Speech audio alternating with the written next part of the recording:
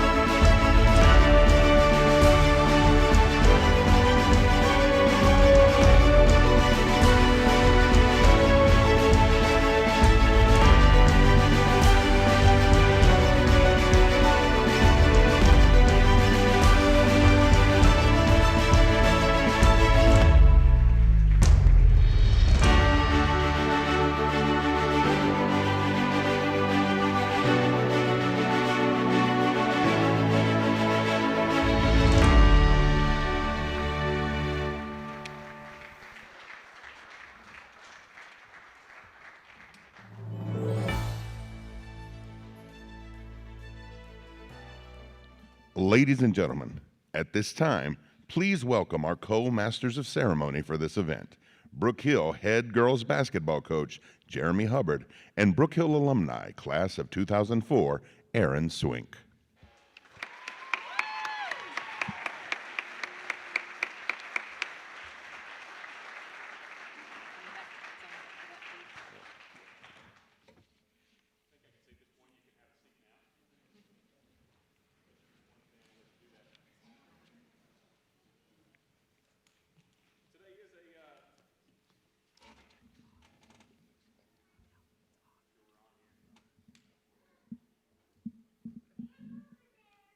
Got me, Brian? There we go. All right. Today is a very special day in the life of the Brook Hill School as we do announce the inaugural Brook Hill Hall of Honor class in athletics. Being selected to the Hall of Honor is of special significance as it recognizes the contributions made by those who played the game, those who coached the games, and all the people behind the scenes who made that possible.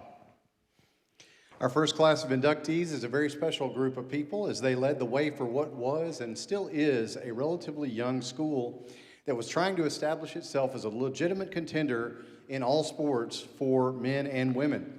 The first induction class is small, which helps to emphasize how important it is to be inducted to the Brook Hill Hall of Honor today and in the future. If you look in your program, you will see the order in which we will recognize each group of recipients. To begin the recognition of these special people, I want to turn it back over to Coach Hubbard as we recognize the inaugural class of coaches inducted into the Brook Hill Athletics Hall of Honor. Coach? Yeah, thank you, Aaron. 6 years ago, Brook Hill Athletic Director Wally Dawkins, who, by the way, is in his 18th year as the athletic director, was charged by the school's administration to begin the process to one day announce the Brook Hill Athletics first Hall of Honor class, and today is that day. After doing years of research by several Brook Hill staff members, criteria was developed for each category of honorees. And so before we recognize our first two inductees in the coaches category, let's look together at the criteria for a coach to be inducted into the Brook Hill Athletics Hall of Honor. The criteria for coaches. They must have coached at the Brook Hill School for a minimum of 3 years and was an employee in good standing with the Brook Hill School and the Brook Hill Athletic Department upon departure. It has been a minimum of 5 years since the nominated coach departed Brook Hill. Achieved success as a coach that may include, but is not limited to, state championships, state Final Four appearances, long-term success, made a profound impact for good on the Brook Hill School and the athletic program, and played a significant role in impacting the lives of student athletes in a positive manner. Has never been involved in an event or activity that would bring reproach on the Brook Hill School or the Brook Hill Athletic Department, promotes the Brook Hill School both publicly and privately, continues to believe in the mission, vision, and core values of the Brook Hill School, and they may be nominated based on multiple factors such as involvement in athletics, having a significant impact on the lives of student athletes, and civic duties. Today we do get the opportunity to introduce and induct two coaches who meet those criteria and impacted student athletes both on the field and off the field. And the first coach today that we will be inducting is Coach Sean Collins. Coach Collins served as the head baseball coach.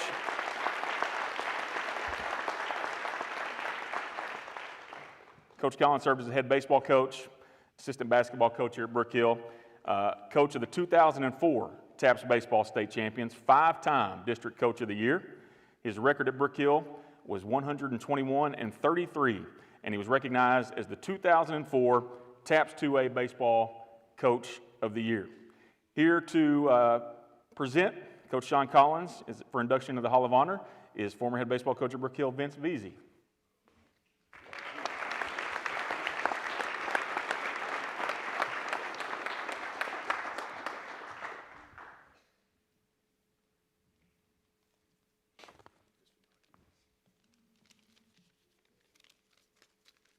Check, check. I love Brook Hill and I love Sean Collins and his family. I only have 3 minutes, by the way, to try and sum up Sean Collins. And if you know, that's just not possible, but I'll do my best. I should just be able to say, here's Sean Collins, you know him. And for some of you, that's true, but here we go. I met Sean in 1995, and don't don't all of a sudden get good at math. The first week he moved to Tyler. He was on a baseball team in Colorado in the league that the Tyler Wildcatters were in, and that team, halfway through the season, had to dissolve because of financial reasons. I'm working at the baseball field on the grounds crew, and the first week he's in town, I meet him, and we just hit it off. He became a mentor of mine, and he started creating baseball camps. The very first baseball camp had 7 kids. And if you know anything about his baseball camps, that's the last time he had 7 kids. Those camps became a networking engine for Brook Hill at some point. I'm sure there's people that are here today that the first time they were on this campus was at a Sean Collins baseball camp. At some point, Sean had a great season with Tyler and was signed by the Rangers. And I remember driving him to the airport and seeing him leave, take off, and I just thought to myself, that's the end of an era in Tyler, because he was Mr. Baseball for Tyler. He was on the news doing baseball tips. He was just the guy that everyone loved. Well, good thing for us, baseball's really hard, and he came back and set up roots here. Came on board with Brook Hill. When he started here, he was actually living in the cabin right there at the entrance. He continued those camps. He built the middle school program, then he built the varsity program, and then just succeeded all the way through. And if you ever were at one of his camps, you know that he had a knack with nicknames. He gave a nickname to every kid, and it wouldn't make any sense to the parent what it sounded like. But it was always special to the kid. He could make a kid feel special. And I heard a quote a couple months ago, and I rewrote it in a way that made sense to me at the time. So I'm going to read this quote that's a misquote, I guess. The key to dang near anything is to make people feel like they are the best version of themselves while around you. And I think that sums up Sean Collins. Help me welcome to the stage the best salesperson I've ever known, a visionary, author, entrepreneur, your best hype man, mentor, one heck of a coach, my friend and yours, Coach Sean Collins.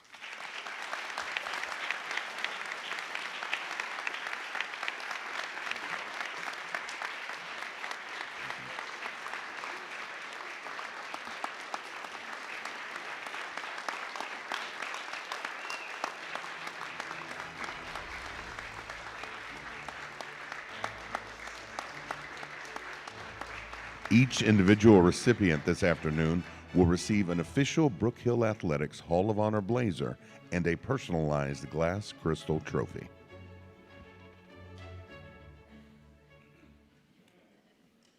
So I won't be here long.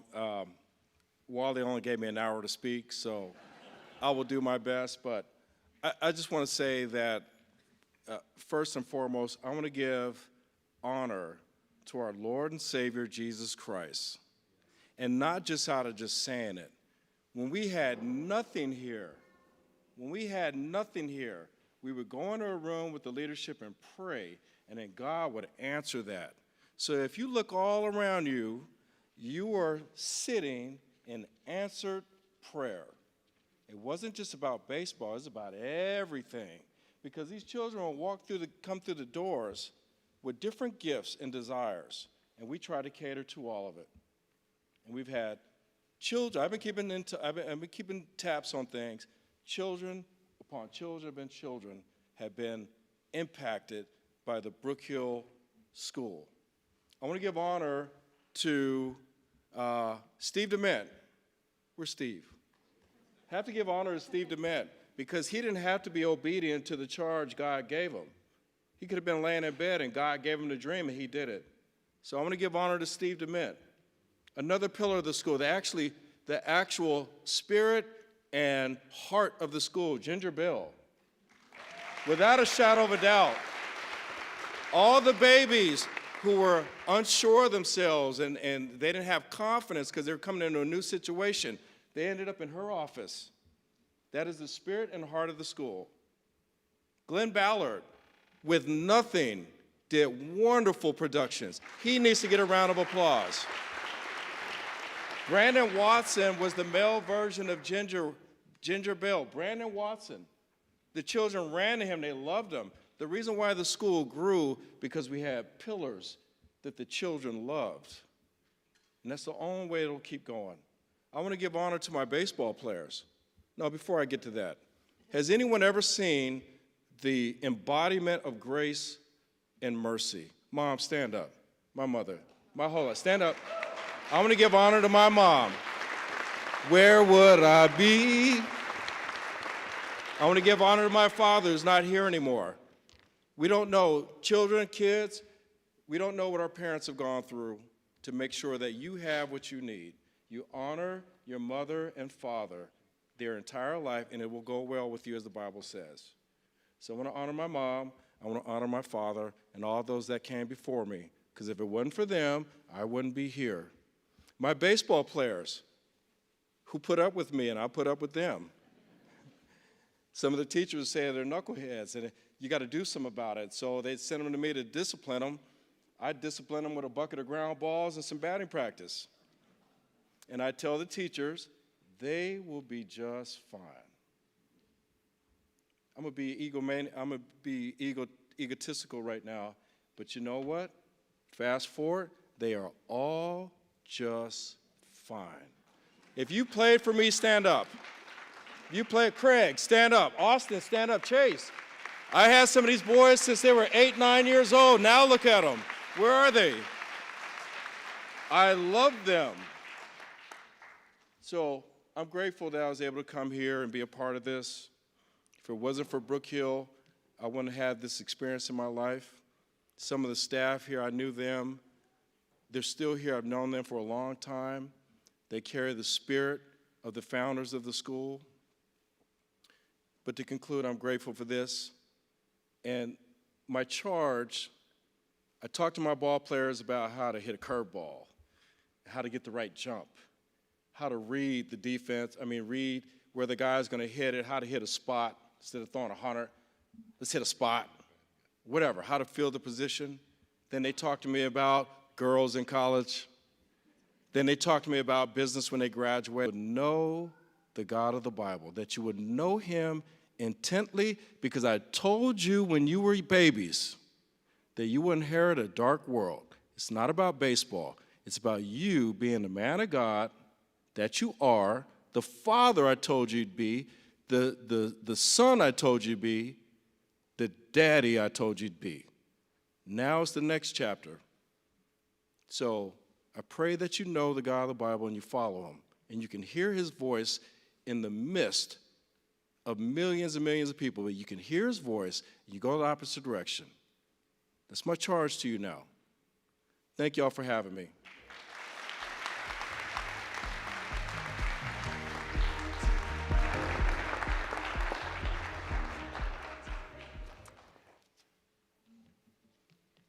The second coach we will recognize as a member of the Brook Hill Hall of Honor from the years 1997 to 2012 is Coach Terry Pirtle. And Coach Pirtle served as head football coach, head baseball coach, assistant boys basketball coach at Brook Hill, TAPS baseball state champion in 2010, 11, and 12, TAPS football state champion in 2011, a career baseball record of 301 wins, 138 losses. What happened there, Coach? And a career football record of 116 wins and 40 losses. And here to present Coach Pirtle today, my friend, Coach David Collins.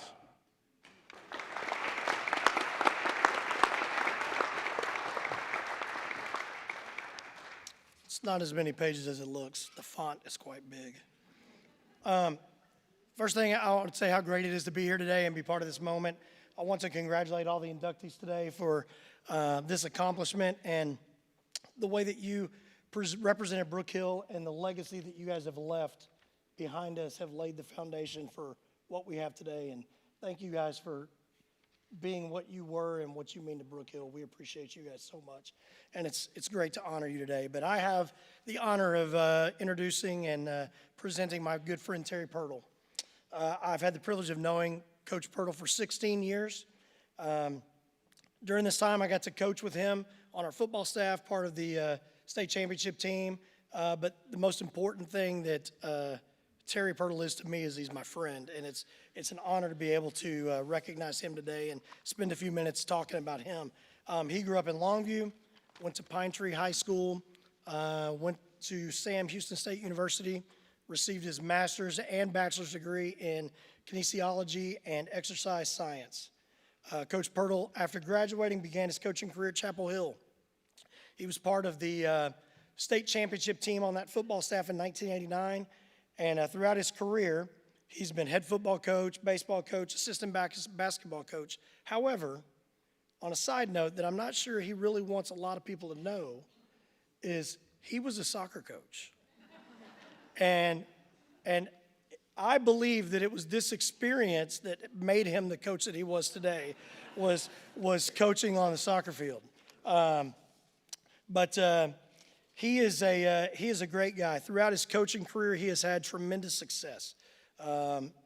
As Coach said, his overall football record was 116-40. At Brook Hill, he was 40 wins and 13 losses, leading us to 3 state championship games and a state championship in 2011. As a head baseball coach, his record is 301 wins and 138 losses. At Brook Hill, he was 82-9 in his career, only 9 losses at Brook Hill, with 3 state championships. But for all the great accomplishments that Coach Pirtle has, it doesn't even touch the kind of man that he is. A godly man who loves the Lord and truly embodies what it means to put others before yourself. His love for the Lord is huge. His love for his family is tremendous. They're all here today. His wife, Terry Ann, his daughter, Caitlin, Travis, who is on the stage with us today, and his daughter, Olivia. And he loved so much the players that he coached during that time. And it is it's evident by the way that he represents them and talks about them and the type of men that they are today. The impact of a coach has the ability to influence people for the rest of their lives. And it is very evident that Terry Pirtle is this kind of coach. And so it gives me great pleasure and privilege to introduce my friend for enshrinement into the Brook Hill Hall of Honor, Coach Terry Pirtle.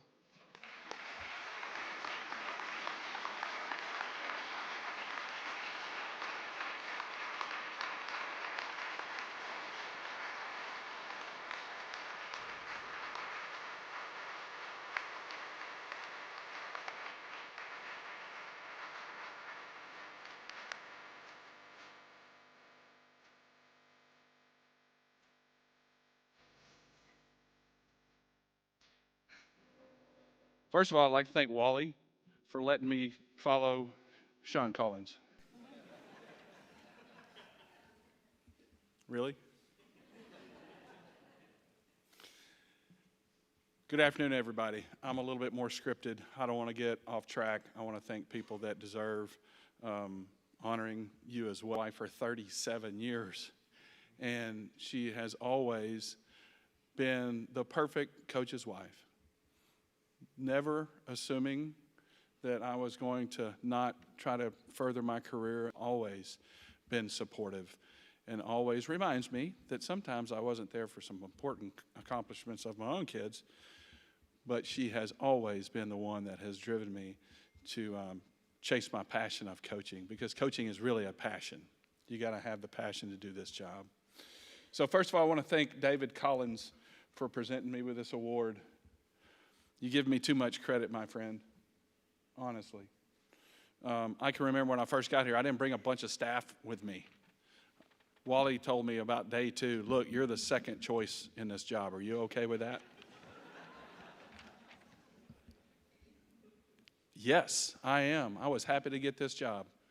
Some guy named George Teague was the first person they offered to it. His wife didn't want to live in Tyler, so I got the job.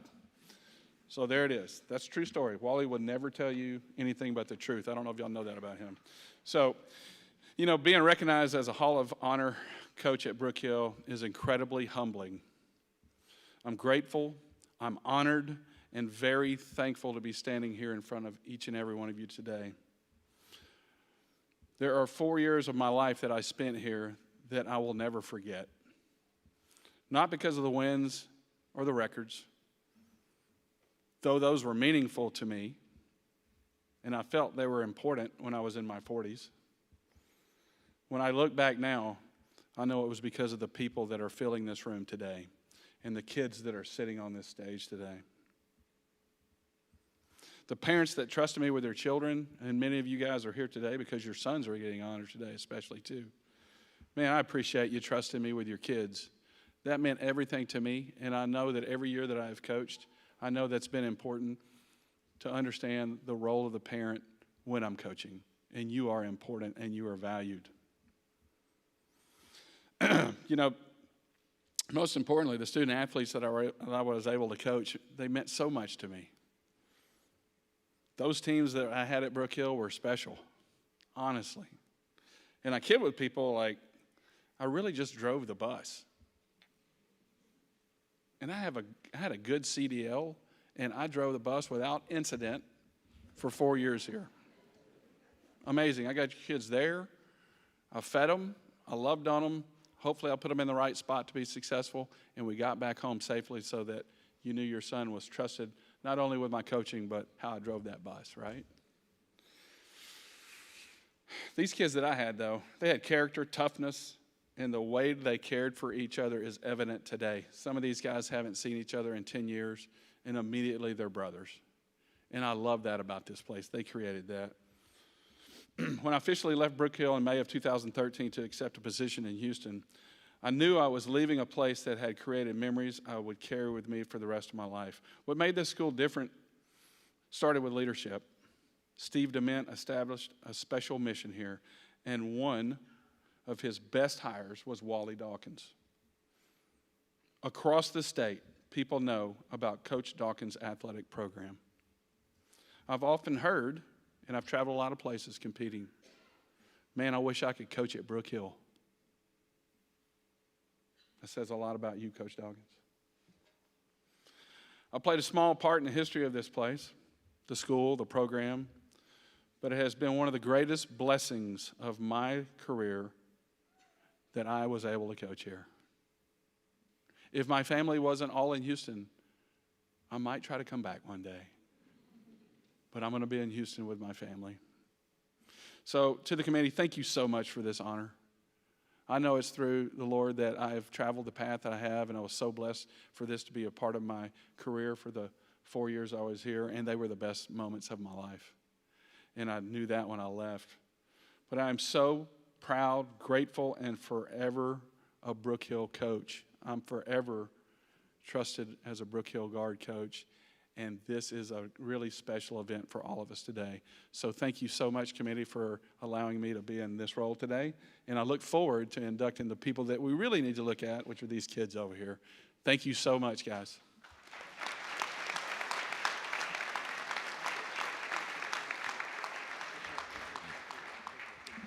At this time, our two Brook Hill Hall of Honor coach inductees will now have their pictures taken with our Hall of Honor Selection Committee. The Hall of Honor Selection Committee is comprised of longtime Brook Hill coaches. First is state champion head softball coach Anthony Springer in his 16th year at Brook Hill.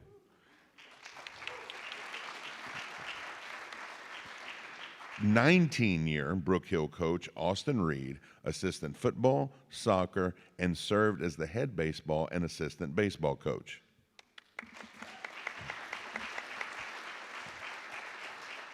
Coach Tiffany Hubbard, Brook Hill Director of Spirit Teams and Athletic Administrative Assistant, who is in her 13th year at Brook Hill.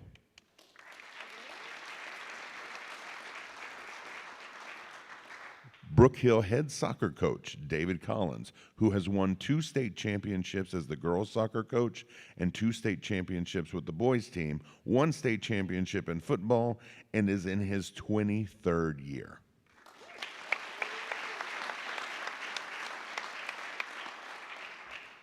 And Brook Hill Athletic Director Wally Dawkins, who is in his 18th year as the athletic director and has had 18 teams win state championships and 18 more finish as state runner-up.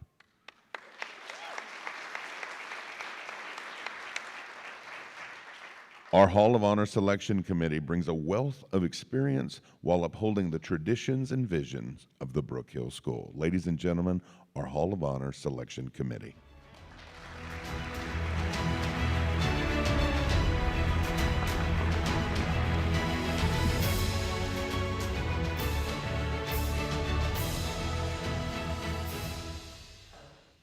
That concludes our coaches portion of the Hall of Honor, and congratulations to two outstanding men and coaches that set the bar high.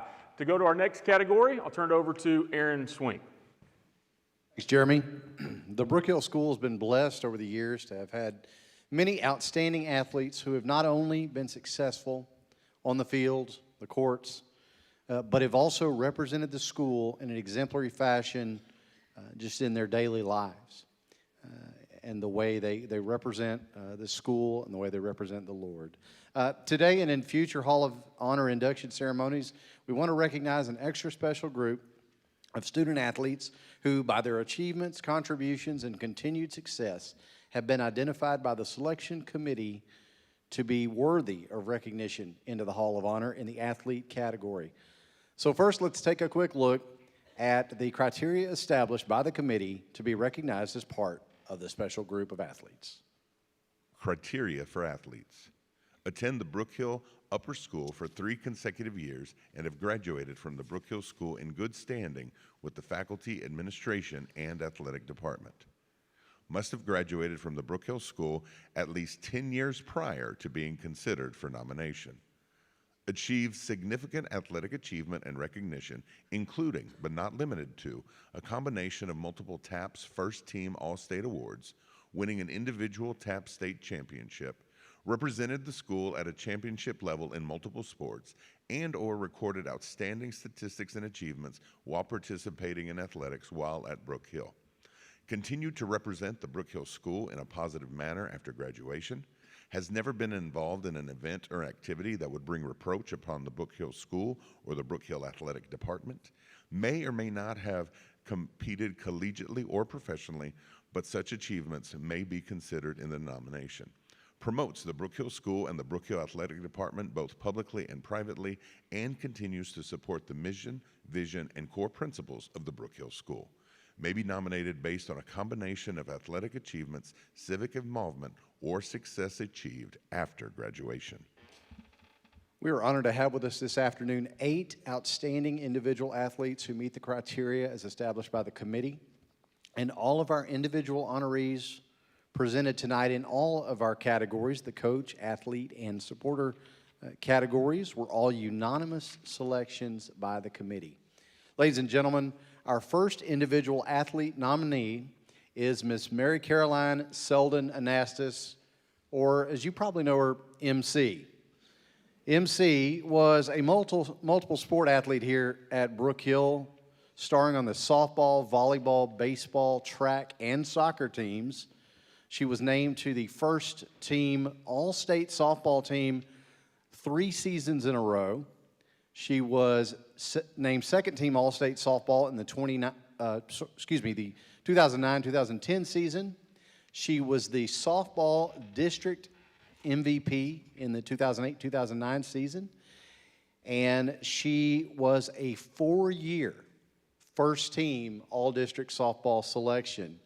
Ladies and gentlemen, to introduce MC Selden Anastas, please welcome Brook Hill head softball coach, Coach Anthony Springer.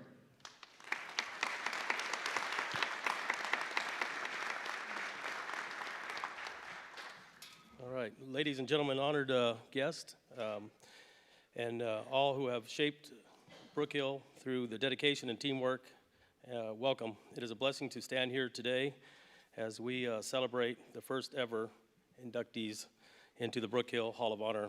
This recognition speaks volumes about the people you are, the impact you have made on Brook Hill, and as coaches, athletes, and supporters. And the enduring foundation that you have helped lay that has shaped the Brook Hill School and the community. I got a story about MC. That's how everybody knows her, like he said.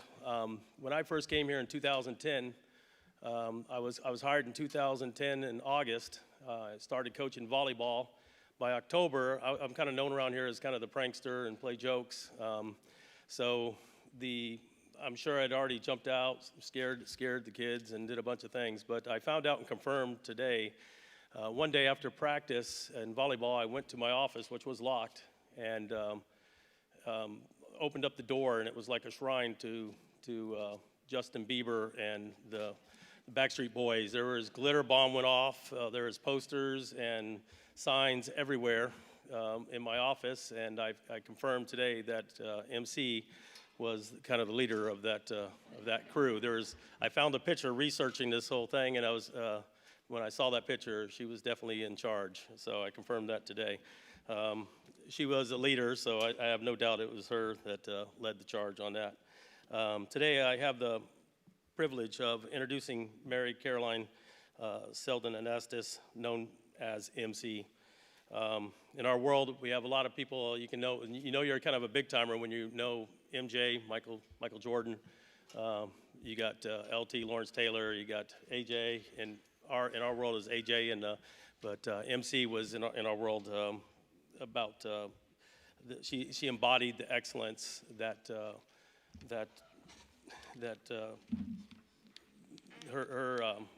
her spirit. Just when I got here, I kind of done some research, and just knowing what kind of person I knew MC before I got here, and just knowing what kind of player she was, her heart, her dedication, her fighting spirit. It made the transition to come to Brook Hill a lot easier.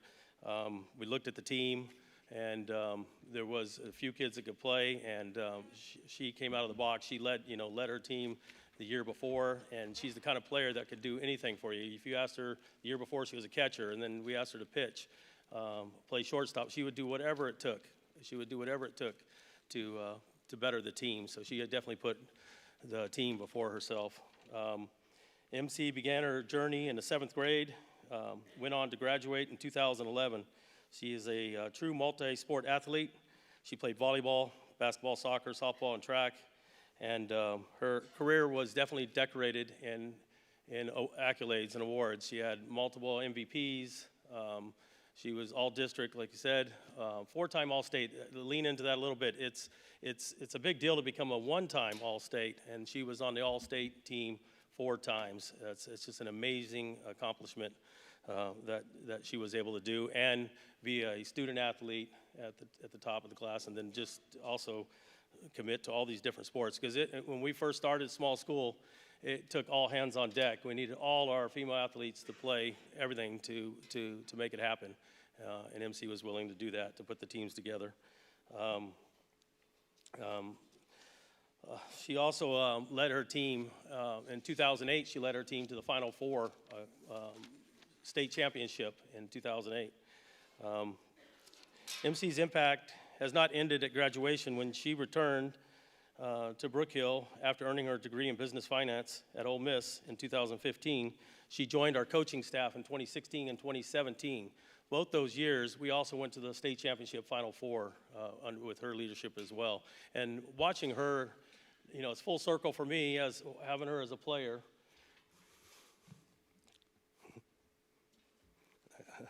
The last time they gave me the mic was like in 2011, because I get a little bit emotional. So I had this thing to try to get through it, and I said it back in 2011. I was looking for Google tips on how to not do this, but it was tap your head, didn't work. Put a tack in my shoe, didn't work. So Coach Dawkins really doesn't want to give me the mic too often. But like they said, coaching is a passion, and when you are so blessed to be surrounded by great athletes and players and get to be part of their lives and their families trust you, it's such an honor and blessing. But MC and her family mean a lot to me. I'm definitely off script now, but she just embodies everything that this award is about, and she's not only was a great athlete, but now she is strong in her faith. She is an amazing mother to her daughter Cameron, devoted wife to her husband, Alex. MC's leadership, resilience, heart, like I said, embody everything that this award means. But I'm gonna go ahead and please welcome Mary Caroline Anastas. Give us that.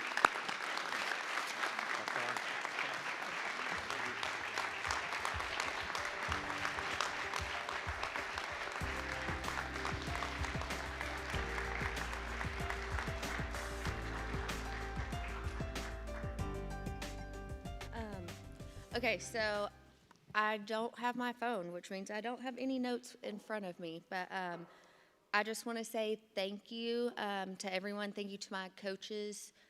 Thank you to the committee that chose me. It's a true honor to be in the first class of the Hall of Honor here at Brook Hill. I want to say thank you to my parents. They made many, many sacrifices over the years for me to play travel softball, come to Brook Hill, and succeed here. And without them, I would be nothing. I want to say thank you to my coaches throughout the years. I learned a lot from them, not only on the field or on the court. I took it with me throughout my life, and I still do now. Thank you to my teammates. The wins were fun, the losses were sad, but it was always a great time. And yeah, I just want to say thank you. It's a true honor.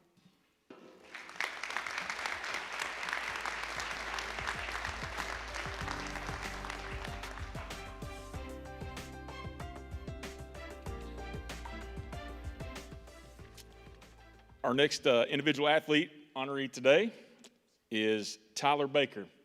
And I got a chance to visit with Tyler this afternoon and told him a story I'll share with you guys. I got a chance to meet Coach Mike Leach a few years before he passed away. And I just said to him, hey, you know, you coached a kid that went to school where I coached. And he goes, yeah, who's that? And I said, Tyler Baker. And without missing a beat, if you ever knew or heard Coach Leach talk, this doesn't surprise you, but he said, Tyler Baker, the touchdown maker from Tyler, Texas. Tyler, golly, multi-sport athlete, football and basketball. Went on to play collegiately at Ole Miss first and then Washington State. All-state selection of football for 3 seasons, 08 and 09, 09, 10, and 10 and 11. Just for good measure, as a freshman in 07, 08, was all-state defensive back. Obviously all-district first team in all those years, and has a school record, 134 career touchdowns. You think at some point somebody would have tried to find him on the field. Also, first team All-State basketball in 2008, 2009, and a trend that you'll see today with these multi-sport athletes. And here to present Tyler Baker for induction to the Hall of Honor is Miss Ginger Bell.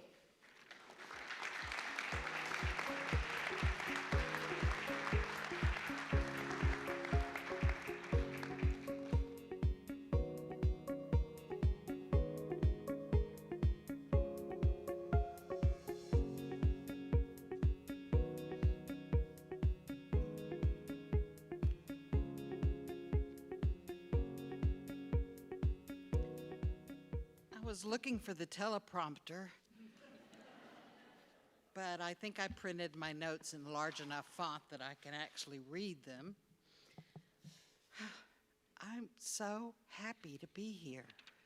This is so cool. I'm so grateful that y'all have put this together, and this will go on like everything else at Brook Hill, go on and get bigger and better and stronger. Tyler Baker. Education, potential, and character. Those were the 3 pillars which Brook Hill was based on. And we worked to create an education designed by college professors and college students, knowing our desire was for our graduates to be accepted to colleges and universities across the world. The potential component included potential in the arts, athletics, and in the classroom. We developed programs across all of these disciplines.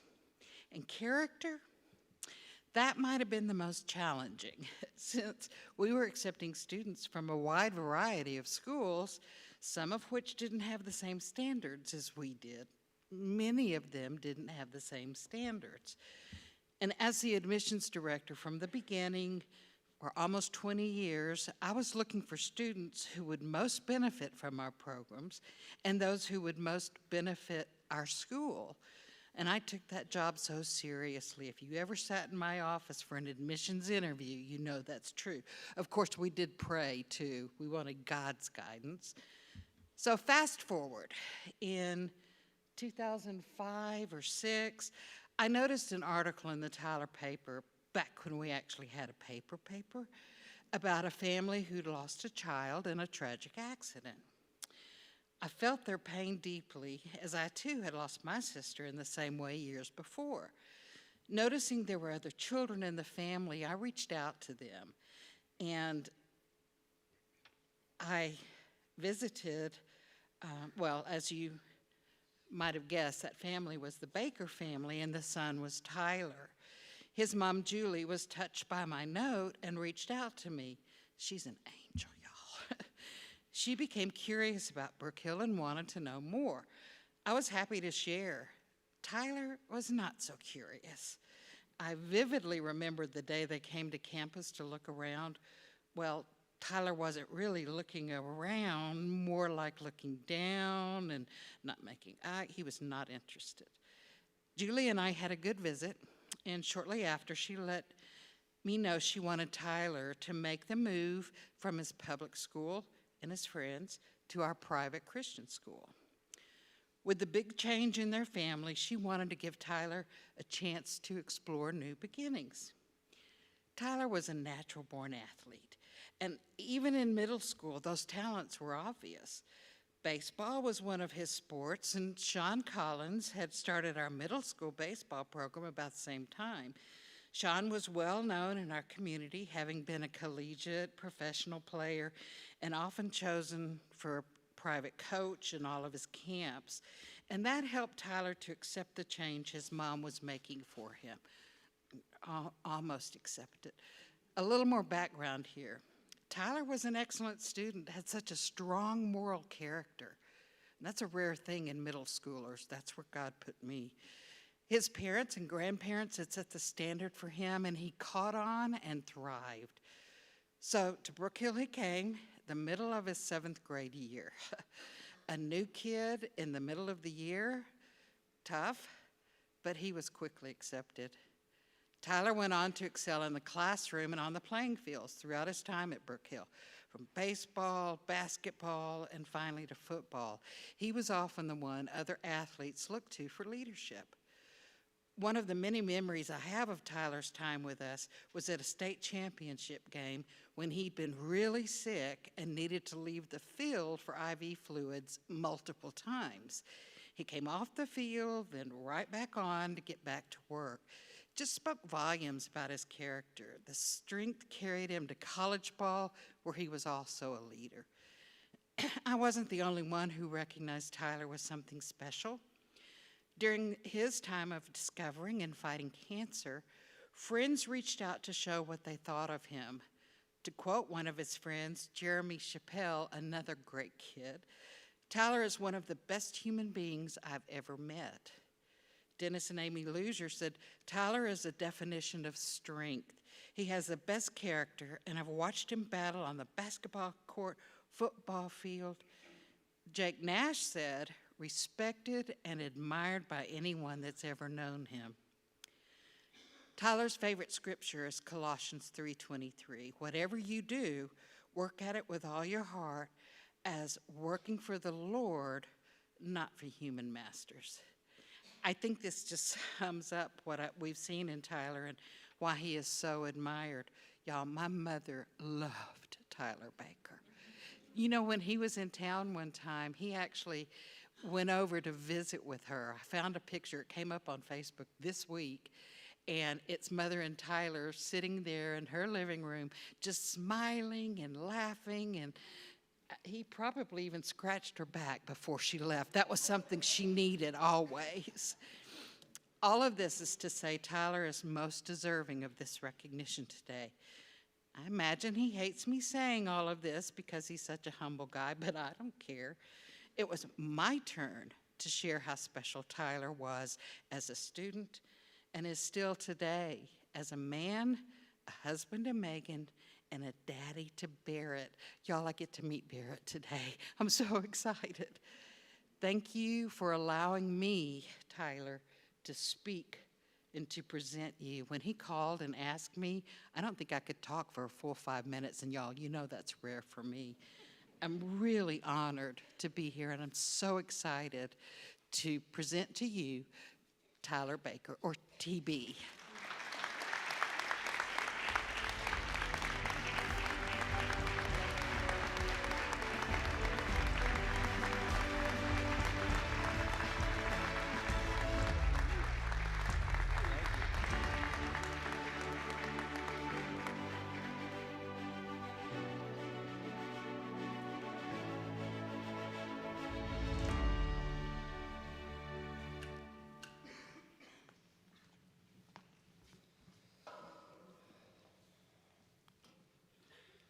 All right. What a day for me to be honored here in one of my favorite places on earth in front of most of my favorite people. You can't hardly have a conversation about me without Brook Hill coming up, and I wouldn't have it any other way. Most of the good things in my life were built by this place, or heavily influenced by it at least. My foundation, my faith in Christ, my education, beginnings of my athletic career, countless lifelong friends, and even helping me land my beautiful wife. I've always been thankful for this place, but since becoming a father, it's become even more special to me. Now that most of my prayers that go up are around my son and my new family, I find myself praying all the time for all the things that I was lucky enough to have here. I pray that Barrett gets a Ginger Bell in his life who has the courage to reach out to a family that's hurting. I pray that there's a Sean Collins who can somehow get me to come here even though I didn't even want to play baseball. He's still trying to get me to play baseball, by the way. He talked me into a 30 and over league a few minutes ago. So. I hope that whatever Barrett decides to do, whatever that might be, I hope he's coached by somebody exactly like Terry Pirtle. I hope that there's a Bobby Stroop who will believe in him more than he believes in himself. I hope he has teammates like Talon Harris, Ross Lee, Jeremy Chappelle, Cody Bryant, the Dickey brothers, countless others, just like these guys over here. I hope he has a J.B. Moss to give him the easiest passing yards in the world. You throw it 2 yards and watch him run at the other 80. Haven't even gotten to talk about basketball yet. As a kid growing up in White House, Texas, Wally Dawkins, Mike Krzyzewski, and Phil Jackson were pretty much the same guy to me. So when we got Coach Wally here, I was over the moon. That's just another reason why we really had it all. Amazing teachers, amazing coaches, amazing teammates, and even the undisputed greatest football fan of all time, Jackie Lee. Lastly, I pray that Megan and I can be the parents that I had, that will consistently lay across hot coals so that I can walk to better opportunities than they had. I hope he has a dad who, no matter how tired he is, always makes time to throw the ball in the backyard, shoot hoops in the driveway, and coach me on Saturdays. I hope he has a mom like I had, who still doesn't really understand why I love this crazy game, but never stopped her from supporting me in it. From waking up at 5 a.m., literally 5 a.m. every day in the summer, and driving me to workouts and 7-on-7, and making enough food to feed an army for me and all my teammates that would come over. I couldn't have a better boy mom and better support. In closing, I want to challenge the current staff and students. This place means a whole lot to me. If there's anything you hear about Brook Hill life today, I can promise you it's all true. And if there's anything that isn't to that standard today, I know there's a lot of great things happening here, but if there's something that's not as good, then fix it. Because really the only reason anything has ever been good around here is because super normal people put the work in and gritted their teeth and made it happen, even back to Steve Dement, turning this place from a dream into reality. So Brook Hill, again, thank you for the last 15 years. Thank you for the honor today. And thank you for continuing to build this place into the best school in the world to go to school, play sports, and seek Christ. Go Guard.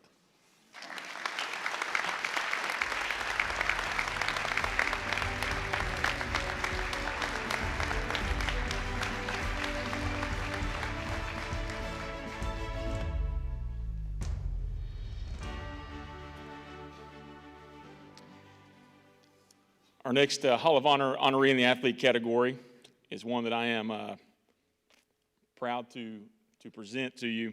As a girls coach here at Brook Hill, we're fortunate that Coach Dawkins places an emphasis on female athletics, and that's not the case everywhere. And our next athlete is one of the pioneers for female athletics at Brook Hill, and that is Natalie Bruner Fischer, and most of you know her as Tally.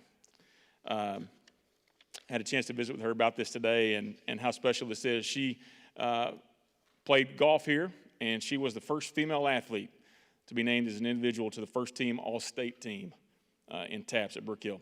She was an individual state golf champion in 2004 and was first team All-State in golf in 2002, 2003, and 2004.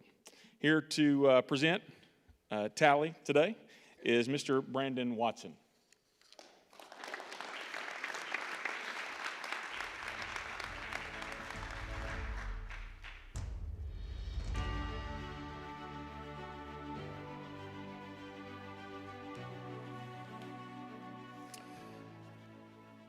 Well, it's an honor to be here at Brook Hill. It's hard to believe it was 29 years ago that Ginger, Ben, and I officed in the coffee shop, which is the cabin, when they were building Ornelas Hall and the Herrington gym. Steve stopped by every day, and his dad mowed and weeded all the fields that we had. They just so many memories, and Brook Hill will always be a special part to me and my life. And so I want to just say this. Good afternoon, Brook Hill family, honored guests, and especially the Bruner and the Fischer families. Tonight, or today, we celebrate someone who may be the least likely person in this room to ever expect to receive an honor like this. If ESPN did a 30 for 30 about her story, the title wouldn't be The Favorite, it would be The Long Shot, or maybe even The Underdog. You see, when Brook Hill first opened its doors in 1997, it was unknown. There were no traditions yet, no long list of championship, no proven track record, and yet the Bruner family took a chance. They trusted the leadership, they believed in the vision,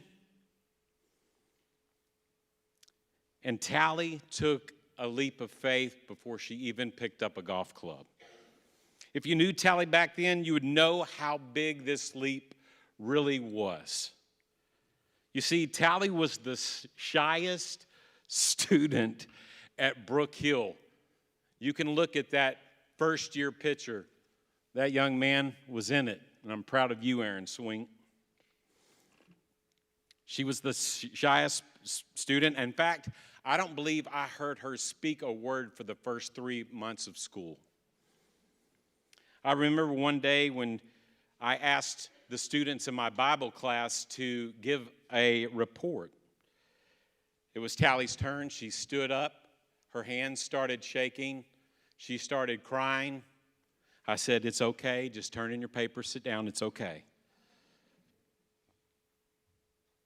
That was Tally. She was quiet. She was gentle. And she was very much content to stay in the background. So imagine our surprise in 8th grade when she decided to come out for golf. She fell for it. We talked her into it. This meant leaving the comfort of her friends. It meant stepping into a sport where, at that point, it was brand new at Brook Hill. We had some guys, maybe 1 or 2 girls, and many days it was Tally practicing with the boys' golf team. See, it wasn't her nature, but she showed up anyway. And she showed up consistently. In 5 years of golf, Tally missed practice maybe 4 or 5 times. She was coachable. She was teachable. She worked hard. She competed in many tournaments as our only girls golfer and earned medalist honors along the way. Standing alone with everyone watching went really completely against her shy personality, yet she kept doing it. I remember how nervous she would get before golf tournaments. And I remember her parents, Steve and Nancy, faithfully showing up. Nancy would arrive with her iced tea.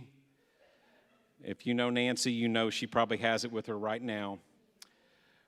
We spent many tournaments watching her baby battle the course. And anyone who's played golf knows it's you versus the course, mentally and physically. And over time, Tally began to grow. As a player, yes, but also as a young woman. She started coming out of her shell.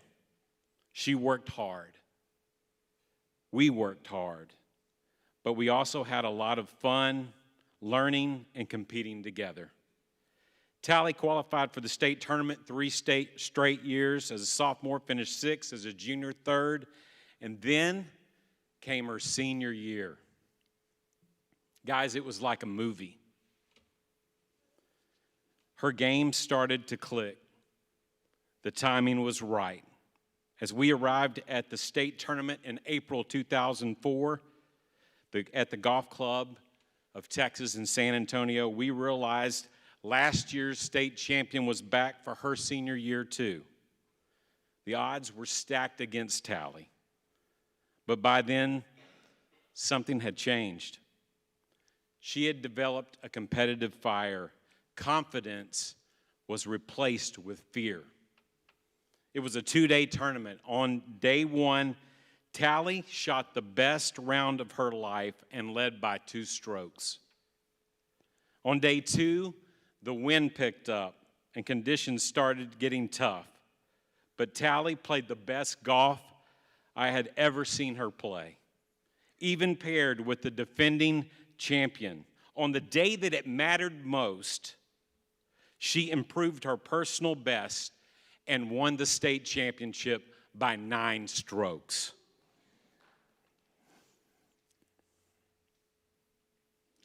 As she stood over that final putt, tears filled my eyes and memories flooded back in my mind of that little shy girl who couldn't speak in front of the class, who cried giving a Bible report, who took a chance on an unknown school, who quietly worked her way into Brook Hill history. Tally will never wear a master's green jacket. But today, almost 22 years after her historical win, she receives a symbol of her personal growth and accomplishments, a Navy Brook Hill Hall of Honor jacket. Tally, I'm incredibly proud of the woman, the wife, the mother that you've become. Your story reminds me of Deuteronomy 31:8. It says this: "It is the Lord who goes before you, and he will be with you. He will not leave you or forsake you. Do not fear or be dismayed." It was my complete honor to coach you. You are loved. Welcome home, and welcome to the Hall of Honor.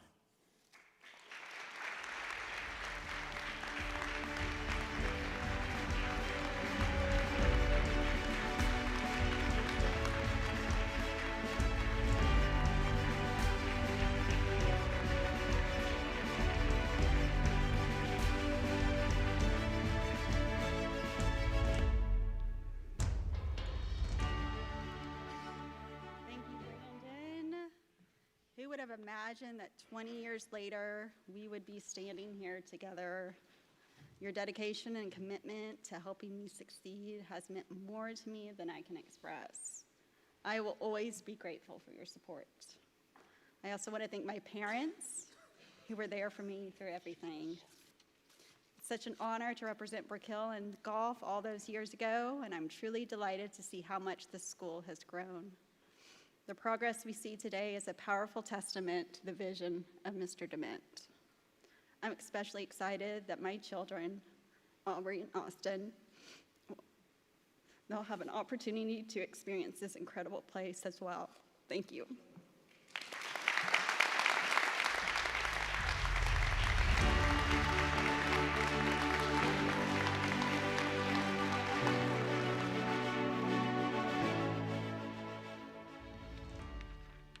At this time, we'd like to honor our next Hall of Honor individual athlete who unfortunately couldn't be here with us today due to a family emergency. But Eric Kennedy, class of 2005.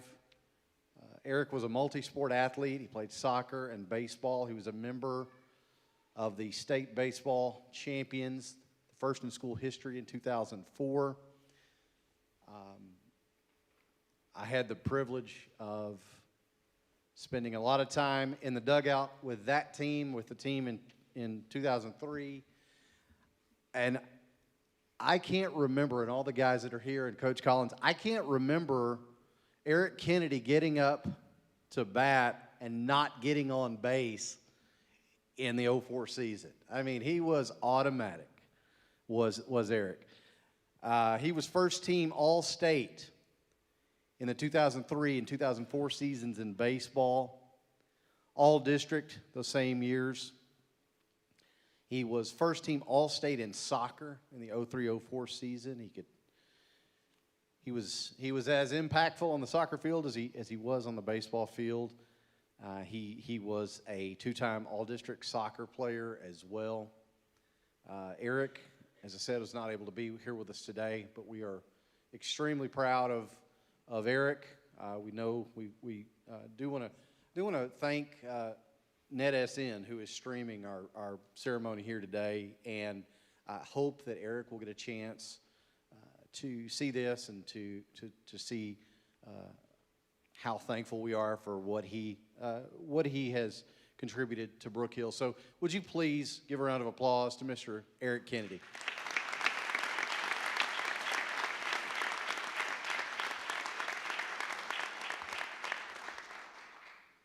And now our next individual honoree is Mr. Austin Langemeier. Austin also, as this is a theme, you'll notice, he was also a multi-sport athlete. In these early years for Brook Hill, the athletes, the teachers, the coaches, everybody wore multiple hats in those early years, and Austin was no different. He was a competitor in track, basketball, football, and cross country. He was the TAPS 3A Athlete of the Year for the 2010-2011 school year. He was on Coach Pirtle's 2011 state championship football team. He was an individual state champion in track in both the 800 meters and the 1600 meters. He was first team All-State in track for the 2010-2011 school year, and he was also first team All-State in basketball in the 2011-2012 school year. He received All-State honors in football for his play as a wide receiver in 2011-2012, and for his play in the defensive backfield in that same year. He was named to the second team. He was first team All-District in football for the 2011-2012 season, and he was All-State in cross country. If you're noticing a pattern, Austin could do it all. He was first team All-State in cross country for the 2010-2011 school year. It is my pleasure to introduce to you, to present Austin Langemeier, Mr. Craig Langemeier.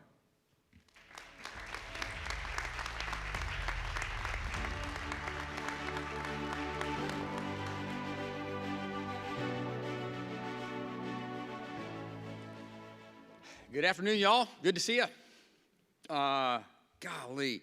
I want to start off by just saying thank you to Steve Dement, as many have. But Steve, what you have done what God led you to do and that you followed through is just absolutely incredible. And really grateful for that. Also grateful for Rod and Heather Fletcher, who are not here, but just all their support for the Langemeier family and all that we did there, as well as obviously the Brook Hill School. Thank you for Braxton Brady for what you're doing to lead here at this school. And Wally, unbelievable that you've put up with 5 different Langemeiers coming through this program. So thank you. There's a special spot for you in heaven.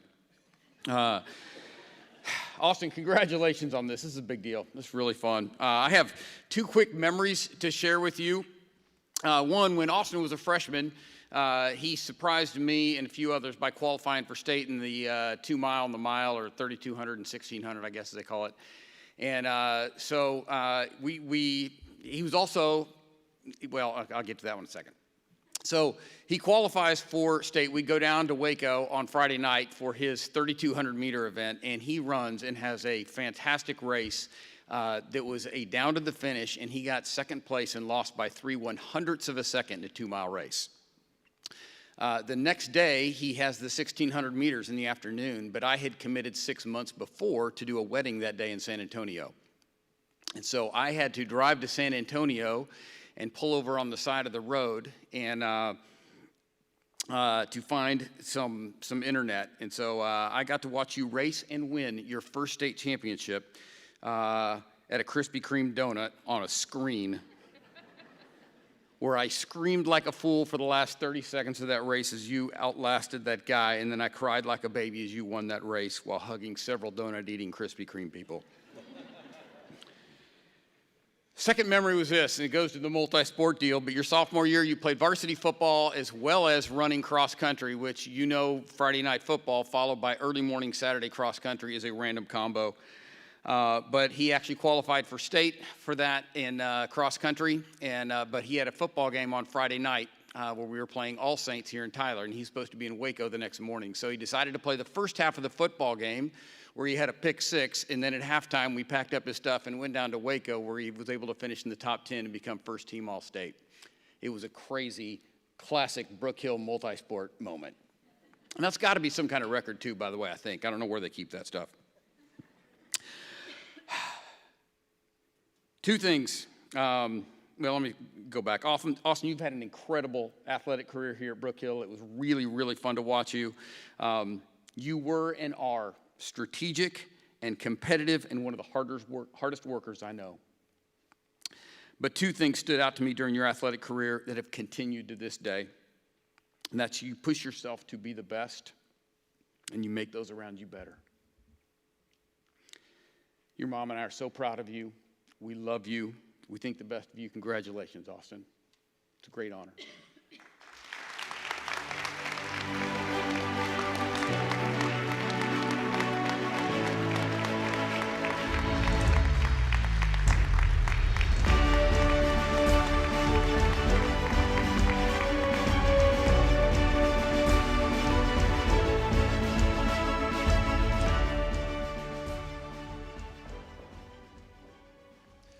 Thank you.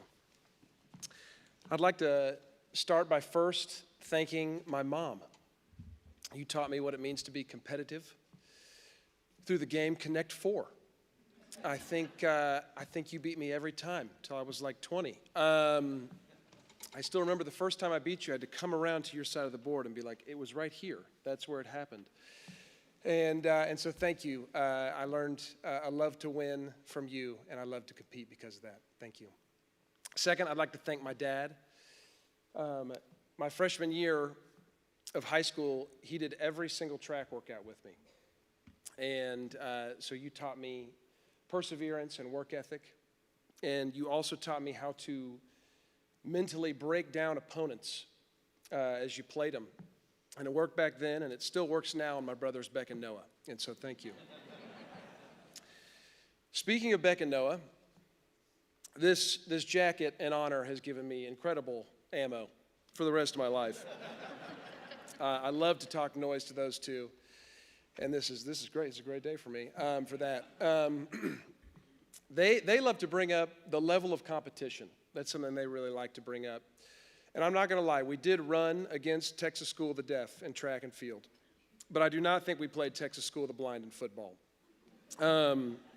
We did win most games, like 70-0, but they could all see, I think, right? Yeah. So that was really fun. I'd like to close by thanking my coaches, Coach Pirtle, Coach Dawkins, and Coach Vincent. It was an honor playing for you guys, and I've taken so many lessons from you. Thank you. I'd also like to shout out to Jackie Lee. I'm not sure if he was the mastermind or a mad scientist, but either way, it was more fun to have him around. So, I'd like to close by thanking Brook Hill. Thank you for this honor. Thank you for this jacket. And thank you for allowing all of us to come to all Brook Hill sporting events for free in the future. That's really kind. That's really kind. That was in the email, right? That was it, yeah? Okay. Thank you, guys. Appreciate it.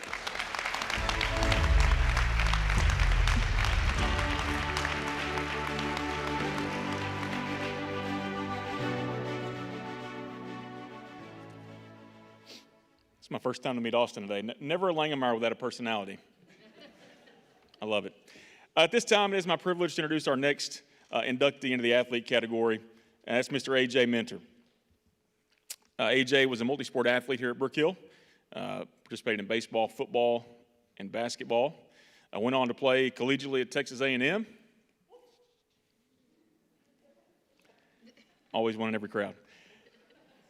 He was drafted by the Atlanta Braves in the second round, number 75 overall, and currently plays for the New York Mets.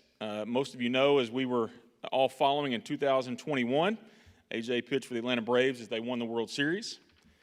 He was a state champion in baseball here at Brook Hill in 2010, 11 and 12, and then was first team All-State in 10, 11, and 11 and 12, as well as first team All-District in those 2 years as well. And for what may be the most entertaining presentation of the afternoon, or maybe second, I don't know who's going to win, but to present A.J. Minter is fellow inductee J.B. Moss.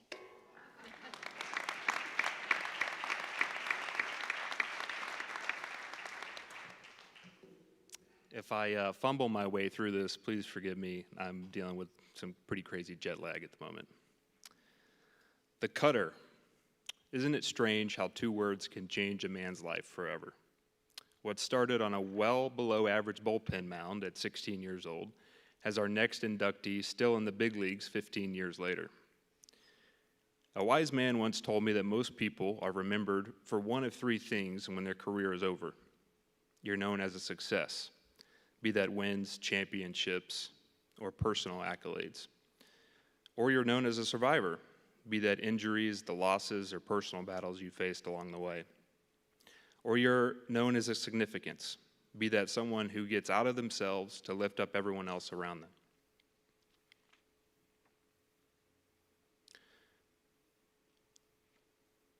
There are very few who are remembered for all 3.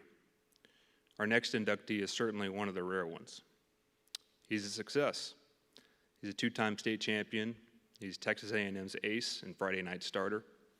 He's a Team USA participant and gold medal winner. He's a second-round draft pick. He's an MLB World Series champion. He's a survivor. He's overcome 4 surgeries. He's still in the major leagues at 32 years old. And he's quite a significance.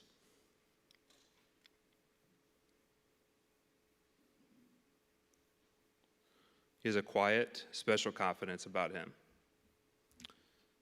He's a true team guy who brings out the best in everyone around him. He's very lovable, and everyone up here could attest to that. 2 of the best highlights of our friendship, being asked to be his best man, which I crushed, and now to induct him into the Hall of Honor. I'm extremely proud to call him a friend, a teammate, and a brother. Ladies and gentlemen, please help me welcome A.J. Minter.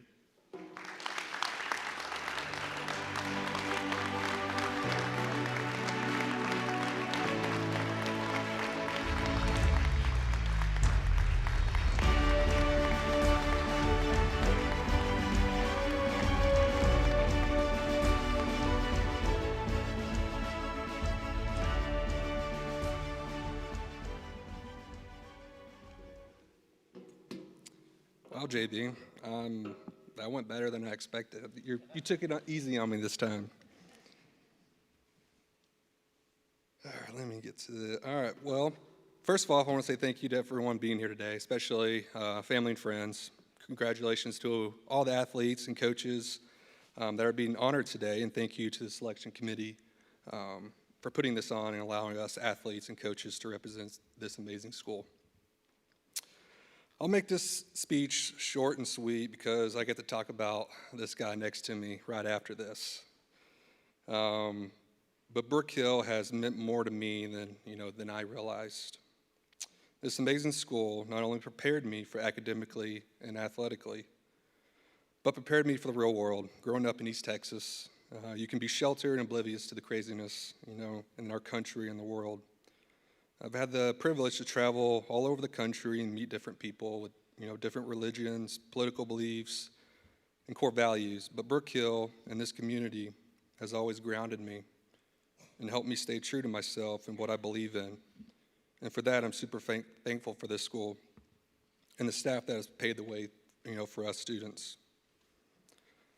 So for that, I want to say thank you to all the staff members and teachers. Thank you to my coaches, Coach Pirtle, Coach Dawkins, Coach Reed, Coach Collins, both David and Sean Collins, and to all my coaches that have pushed me and prepared me. You taught me how to handle success, but most importantly, how to deal with failure. And I'm sorry, Coach Pirtle, I should have got you one more ring sophomore year. Still haunts me to this day. But I think that was, looking back, probably one of the best things for me in life was going through failure, and with everyone. And to my teammates and friends, thank you for unbelievable memories. I think Brook Hill was excited and relieved when we all graduated. We were a pretty rowdy group. I'm still best friends to this day with my close group of friends from Brook Hill, and I know that's pretty rare, and I wouldn't change it for the world. And to my family and my parents, thank you for your support and sacrifices you have made for me, and it doesn't go unnoticed. And I want to finally thank my beautiful wife, Anna. Anna was a star athlete here at Brook Hill as well, supposedly. Just a little more recent than I was. Now, I didn't know Anna growing up, but one of the main things that drew me close to her was that she was raised here, and we both shared this community at Brook Hill. And that was important to me. I was searching everywhere for her, and little did I know she was right here all along.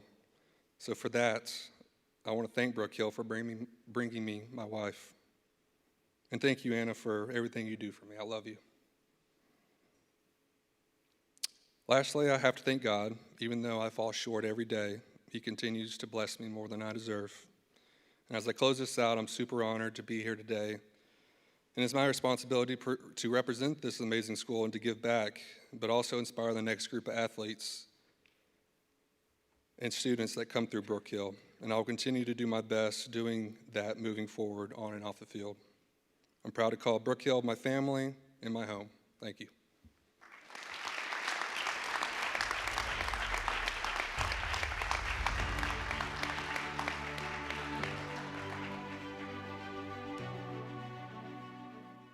Our next Hall of Honor athlete category inductee is Mr. J.B. Moss. J.B. was a multi-sport athlete here at Brook Hill as well. He played baseball, football, and track. He was a baseball player at Texas A&M. I'm waiting. There it is. There it is. J.B. was drafted by the Atlanta Braves in the 7th round with the number 199 overall pick. He was a 3-time state baseball champion here with Coach Terry Pirtle, 2010, 2011, and 2012. More all-state baseball selections than you can shake a stick at. He was first-team all-state in football in the 2009-2010 school year, and he was also first-team all-district in that year as well for football. Ladies and gentlemen, once again, to present Mr. J.B. Moss, A.J. Minner.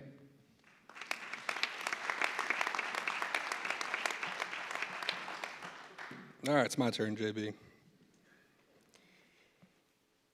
All right, here today to present my best friend, JB Moss, for today's inductee. And Before I do that, I get the privilege to talk about my best friend. All of his accomplishments and achievements, the stuff you don't like to compliment your best friend on. Even though at my wedding 2 months ago, as you heard, JB gave his best man speech and decided to turn it into a roast and embarrass me in front of everyone. And I would love nothing more, to get up here and roast JB today, but I decided it's probably best to be nice, and this isn't the time and place to do it. So I'll be the bigger man, JB. JB and I go way back, even before Brook Hill. Growing up in Tyler, everyone knew who JB was. He was Mr. Popular, superstar athlete, good looking, and could get any girl he wanted. I remember growing up, I always had to compete against JB, whether that was in basketball or baseball. And he was kind of annoying because everything he did, he was, pretty good at. The guy that always wears too many armbands and cool stuff. Yeah, that was JB. And as much as I didn't like him at the time, I actually wanted to be just like him. So when I made my decision to switch and come to Brook Hill, the main reason is because I didn't want to compete against JB anymore. I wanted to be his teammate. So my first year at Brook Hill, our sophomore year, I got to really see how special JB was. On the football field, I've never seen a person with more, God-given talent. JB was always the fastest person on the field. Nobody stood a chance. He was breaking receiving yard records, touchdown records. He was kicking 50-yard field goals for fun, playing backup quarterback some, and defense as a sophomore. He was truly unbelievable to watch. Now, I will say JB was the kind of player that did not like to get hit. I think that's why he could run so fast. Then baseball season came around, and it was pretty much the same thing. JB could play any position and was by far the most talented athlete on the field. But most importantly, he was a leader and a captain. JB was a vocal guy that everyone gravitated to, including myself. Going into our junior year, JB was already on the map for D1 colleges for both football and baseball, and without a doubt, he could have gone and played both in college if he really wanted to. But we knew he wanted to play just baseball. Junior year was pretty much the same thing. Received all-state in both sports, us winning the state championship in baseball, and the recruiters, started to pile up. Me, on the other hand, I wasn't really on the college radars yet, but being a great friend and teammate JB was, he told me to come play for a summer ball team out of Dallas called the Dallas Patriots. He said, if you want to get exposure from colleges, you need to come play for this team. This team was already pretty much full at the time, but JB put a good word in me and got me an invitation to come try out. Long story short, made the team. We're traveling around the country, playing in showcases in front of top colleges and major league scouts. At the time, I knew Texas A&M was really heavy on JB and wanted him. I had a few colleges started to come in and show interest, but not A&M. So what does JB do? He calls the A&M recruiter coordinator and tells them, you got to come watch this left-handed pitcher play. Well, they end up coming, watch us at a tournament. Within the next few days, A&M calls both JB and I and offer us a scholarship and invite us to campus for an official visit. So we go on our visit together, and we knew right away that we wanted to go to A&M. But as we were driving back home, JB told me, I'm going wherever you want to go. We started this together, and we are finishing this together. So as soon as we got home, we both decided to commit to Texas A&M, and then both of us getting drafted. Yes, and I could go on and ramble on about our times at A&M. Those are some pretty good stories. And also us getting drafted by the Atlanta Braves together and playing professional ball together. But I'll close with these last remarks. The reason I tell you all this is because I wouldn't be here today if it wasn't for this guy over here. Throughout all the things we've been through together, the good and the bad, JB has always looked out for me, but also puts everyone before himself. And that's what makes him special and why we're honoring him today. Not just because of all the rewards and records he broke, but because of the person he is. So I personally want to thank you, JB. Thank you for pushing me. Thank you for pushing everyone around you to be better. I love you, buddy. So with that being said, I would like to congratulate and present JB Moss.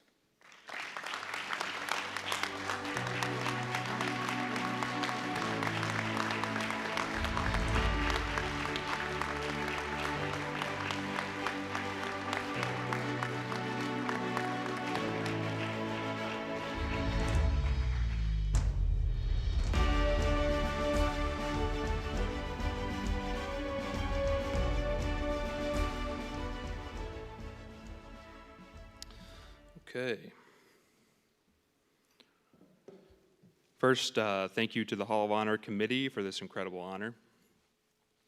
Walking these halls as a student, I always told myself I wouldn't peak in high school. Well, here we are, officially a high school hero. When David Collins asked me for a list of accomplishments, I realized how pointless individual accomplishments are. None of them stuck with me. It's the special achievements we achieved as a team that I remember. Winning 2 state championships, playing in 2 more, winning an SEC championship, and accomplishing the dream of playing for 2 major league organizations. I chased numbers for a while during my career, only to realize the real magic are the people, the teamwork, and the laughs we shared along the way. What a wonderful reminder for all of us to live for something greater than ourselves. In a world that loves the spotlight, there's always an invisible list of people who make special things possible. For me, it was coaches, teammates, family, and mentors who pushed me, believed in me, and kept me grounded when I forgot what I was chasing. To my Brook Hill family, Steve Dement, Ginger Bell, Sean Collins, Vince Veazey, Rod Fletcher, David Collins, Jim Klazak, Bobby Stroop, Terry Pirtle, Travis Chick, Austin Reed, Kent Travis, Wally Dawkins, plus countless teammates. Thank you for your time, your effort, and your belief in me. To me, Brook Hill isn't just a school. It's a special place where hard work and camaraderie turn dreams into reality.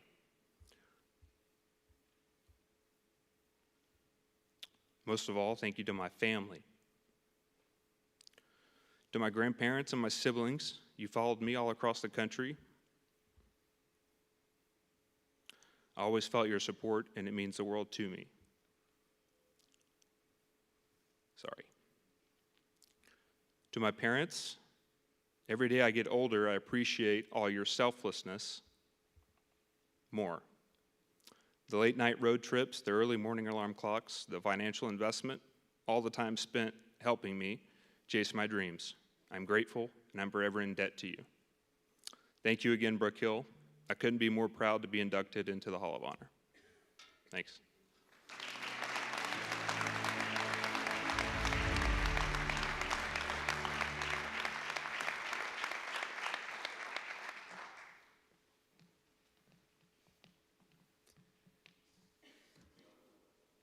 Last but certainly not least, our final Hall of Honor inductee in the athlete category is none other than Mr. Travis Pirtle. And Travis also was a multi-sport athlete at Brook Hill, competing in football, baseball, and basketball. 2-time state baseball champion, state champion football team in 2011. Was a 2-time first-team All-State baseball player, as well as first-team All-District. A 2-time All-State football player as well on the first team. And a 2-time first-team All-District football player as well.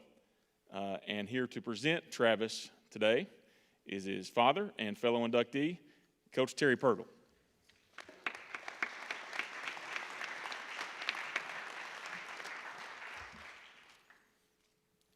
AJ, did you say rowdy? That group? Yes. Was awesome, though. Was awesome.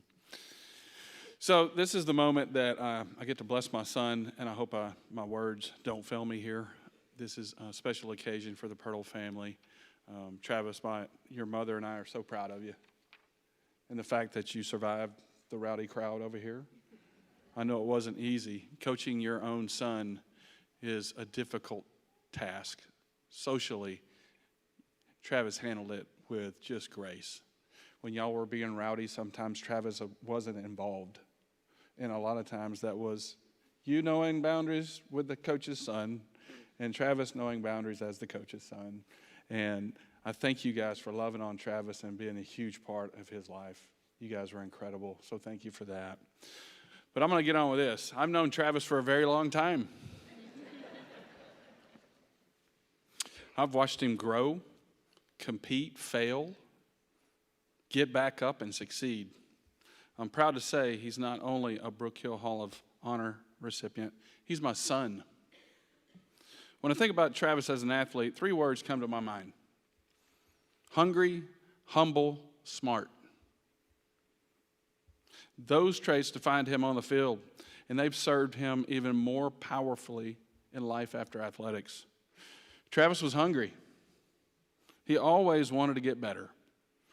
He was fortunate to play alongside high-level athletes at Brook Hill. Here they are. And instead of being intimidated, he worked day after day to develop skills that helped others succeed. He understood that improvement wasn't about spotlight, but about preparation. He was humble.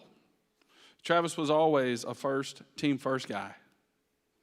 When I told him we were changing schools his sophomore year, his response was simply, let's go. When I told him it was best for the team that he play wide receiver instead of quarterback his senior year, he never flinched. No complaints, no ego. He put himself aside and did what was best for the team. That was Travis every time. His senior year, we won a state championship with him playing wide receiver. But his greatest trait that he possesses to this day is he's very smart. In his very first game as a 6-year-old coach's pitch, Travis was playing shortstop. There was a man on first and second, and they hit a line drive right to him, taking him towards second base. He caught the ball, stepped on second base, threw it to our first baseman, who miraculously caught the ball. You know, coach's pitch, right? And then headed straight to the dugout.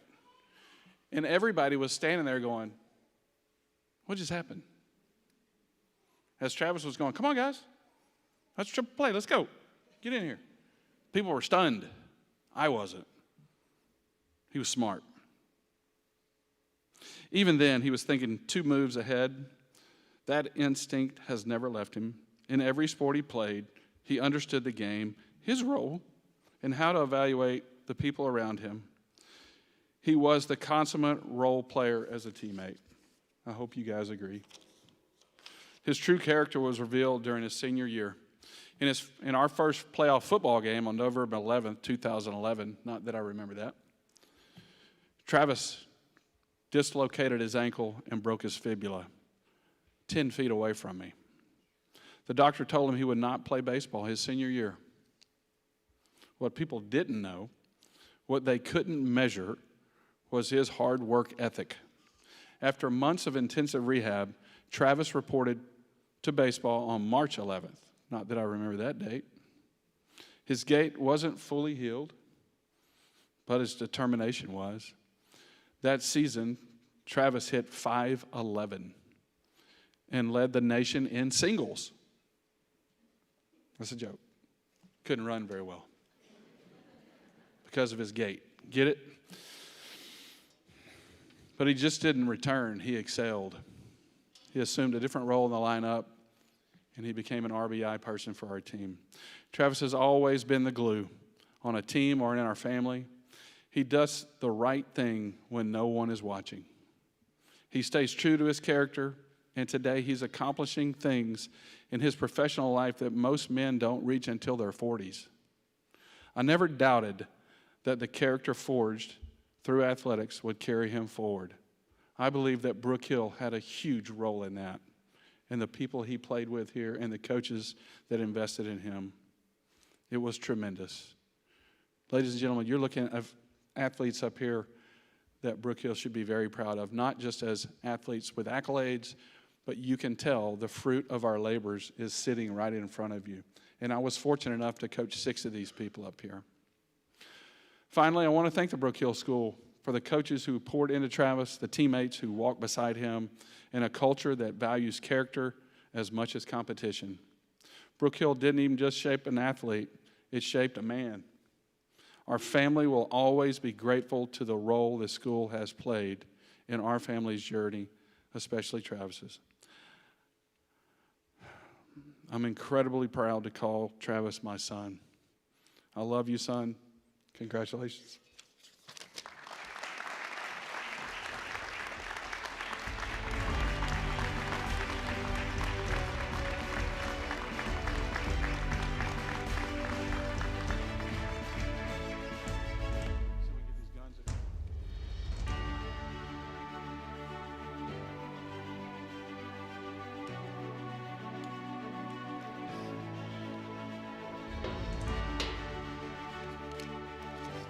right, I'm sure you guys are tired of hearing the Pirtles talk up here, so I'll make this quick. I just want to start out by thanking everyone on the committee, all the coaches, Coach Reed, Coach Collins, Coach Hubbard, Coach Bruner, and Coach Dawkins for really putting me in a really strong class here that I don't know if I feel up to the task. Mr. Dement, I gotta thank you so much for what you've done here at the Brook Hill School. Coming here from a much different school, public school, that I didn't know this was an option that you could attend. I'm just incredibly blessed to have been in your presence and everything that you've created for everyone here. I'd like to thank my family, my mom, my sisters, who obviously followed me around to every small town in East Texas playing baseball for however many years, and then Dallas every week for baseball and football games. It's incredible that you guys actually followed me through that, watching me play. Olivia, thank you for sticking it out. But I think most importantly today, I would like to thank my dad. Having a football coach as your dad is pretty tough. When it's your dad being your coach, it's really tough. When he's also your baseball coach, also tough. Having an off day at practice, it happens. Having your dad see it every day, it's tough. But just having the encouragement every day on the drive home to be, stern, but, there for me was incredible. I know as a football player, I wouldn't have been who I was without him. To take me aside in 7th grade and show me how to read a midline on an option, pretty much against my will.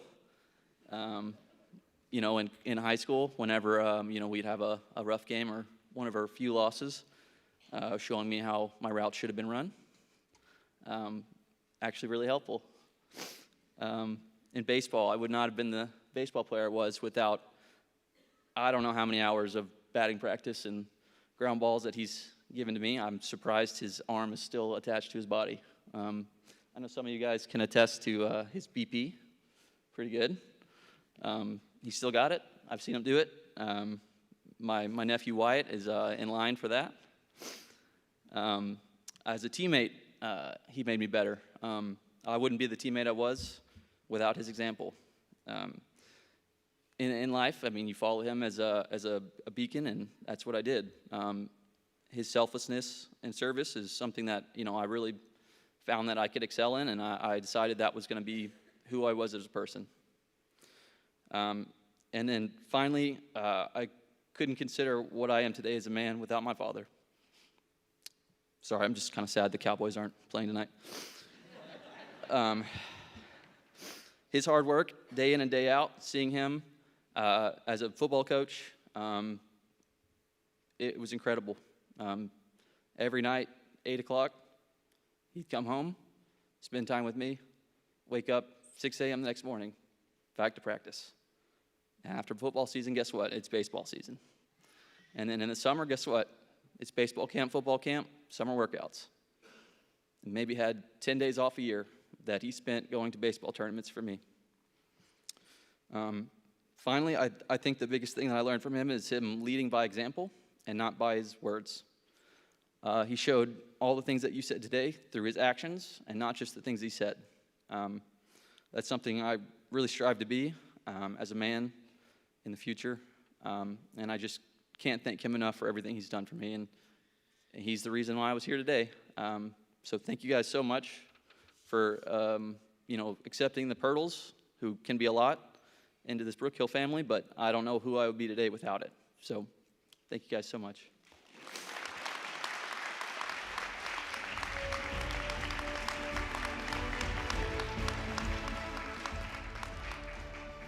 All right, at this time, we would like for all of our individual honorees to step forward for a group picture. So all of our individual honorees. Ladies and gentlemen, once again, let's give our inaugural class of athlete inductees into the Brook Hill Hall of Honor a big round of applause.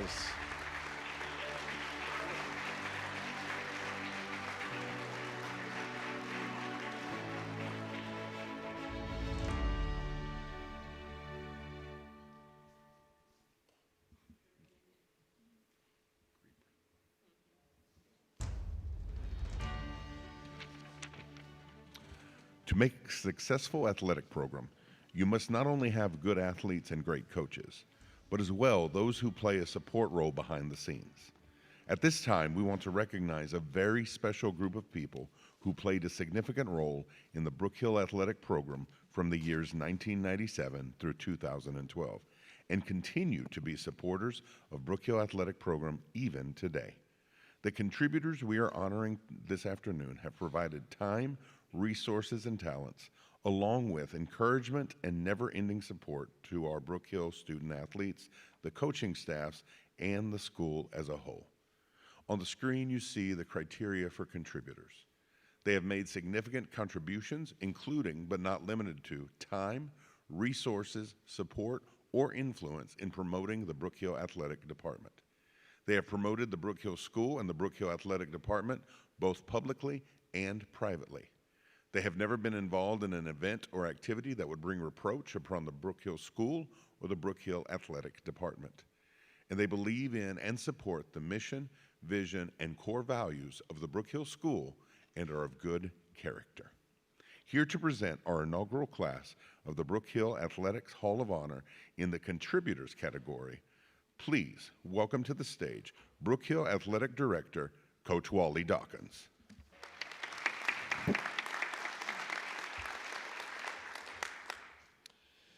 You know, at Brook Hill, we are very fortunate to have literally countless numbers of people who have a generous spirit, a servant's heart, and a strong desire to make our school and athletic department successful.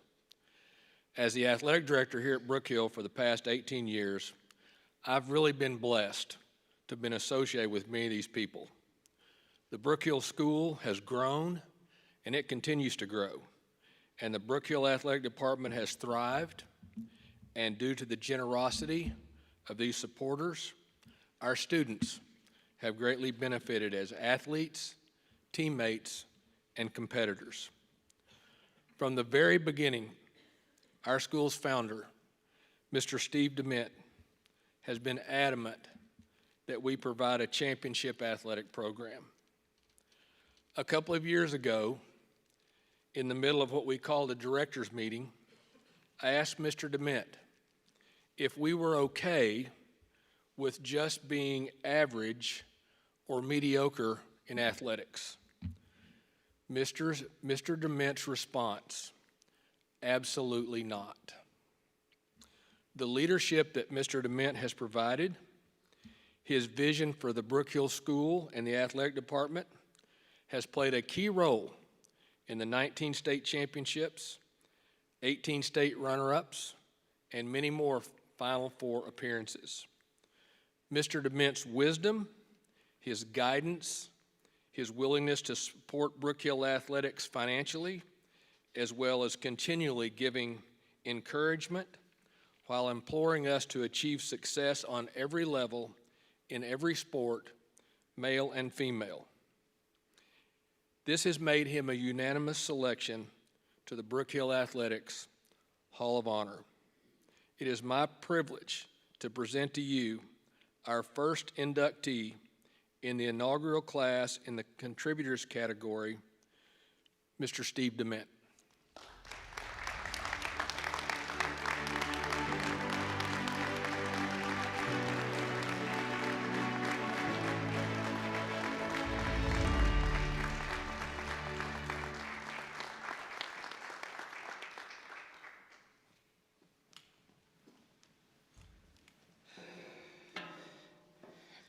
Well, it's good to be here today. Thank you all for coming.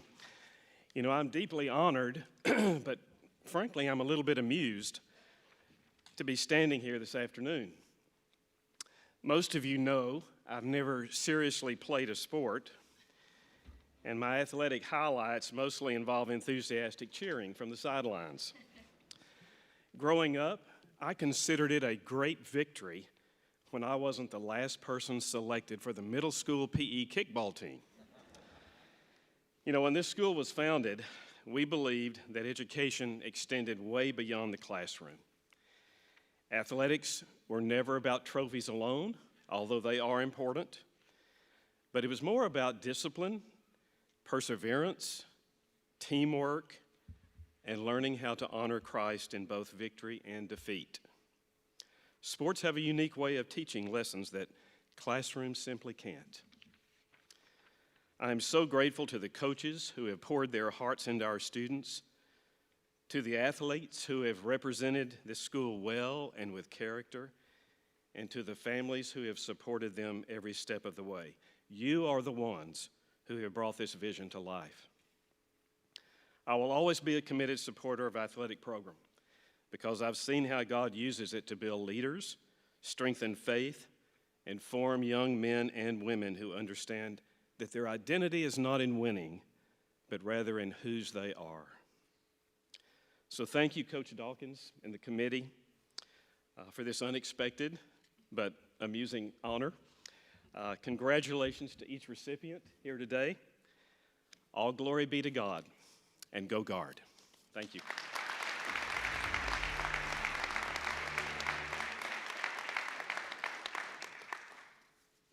We all know Mr. Dement was a linebacker at Baylor.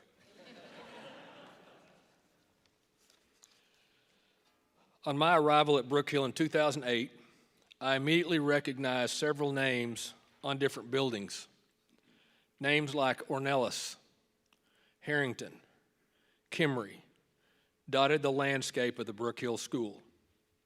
Ornelas Hall, which is now the home of the Brook Hill Middle School and is part of what we call the Quad, situated adjacent to the newly erected Soul Center for the Arts, which we're in today, Founders Hall and Lauderdale Hall. And then there is still what is the home of our varsity volleyball and basketball teams, known as Herrington Gymnasium. At Brook Hill, as with most private schools, finances can be tight. As most everyone knows, starting football can be quite expensive, and the first thing you need is a field to play on. Herrington Stadium was built as Brook Hill became one of the few schools in the area and the only private school in the area that had a turf field. Again, thanks to the generosity of the Herrington-Ornelas family. In 2008, I visited Brook Hill for the first time. Former head of school Rod Fletcher took me on a visit to the newest building on campus, Kimry Gymnasium at the lower school. Names on buildings are great, and it is truly an honor for all of us to walk around this beautiful campus and see the names associated with the Herrington-Ornelas family. However, what many people do not see is how in many times when the school was just getting started, and even in recent years, this family would contribute to the school with no recognition whatsoever. Not only did the generosity of the Herrington-Ornelas play a huge part in the building of Brook Hill, they have continued to be a strong supporter and have left a legacy that will surpass the test of time. It is with great pride that we recognize the Herrington-Ornelas family as inductees to the Brook Hill Hall of Honor as a contributor to the Brook Hill School.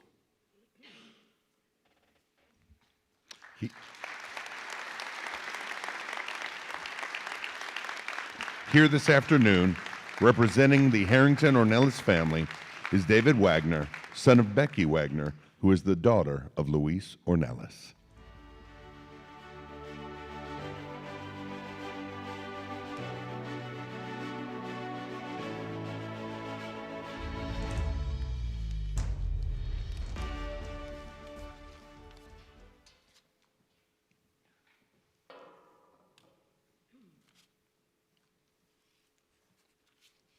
Hi, I'm David Wagner, former Brook Hill student and grandson of the late Louise Herrington-Ornelas.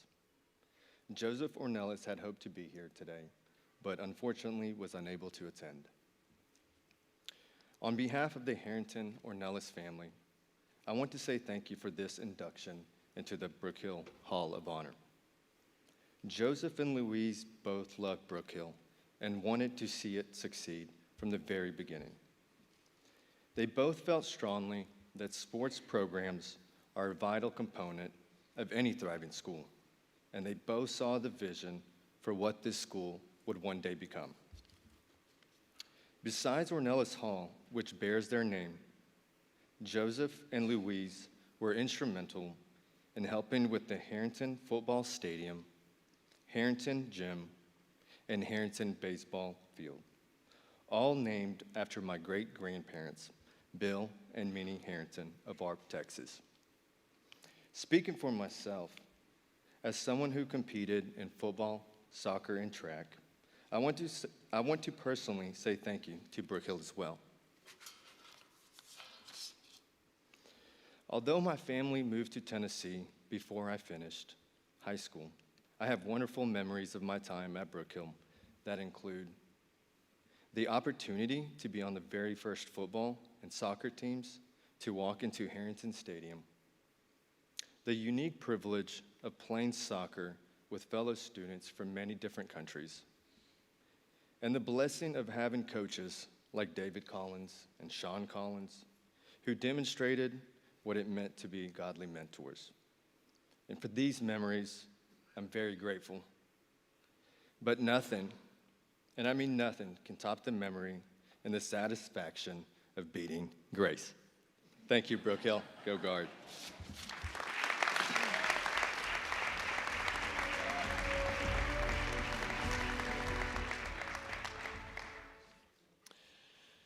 In 2010, our softball program at Brook Hill was relegated to playing games and practicing on what we know as the backfield.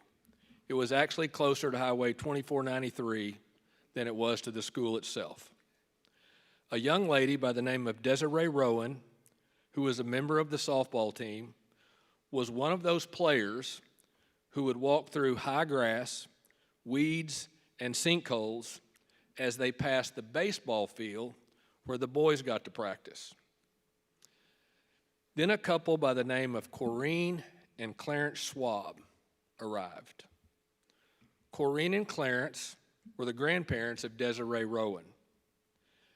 They were both interested in making some minor improvements to the softball field, including, and this was big with Corene, a sidewalk that the girls could walk on and 2 new sets of bleachers for the fans. They soon decided that those additions, although needed and necessary and appreciated by our girls, were not enough. I remember to this day being in a meeting with Clarence and Rod Fletcher.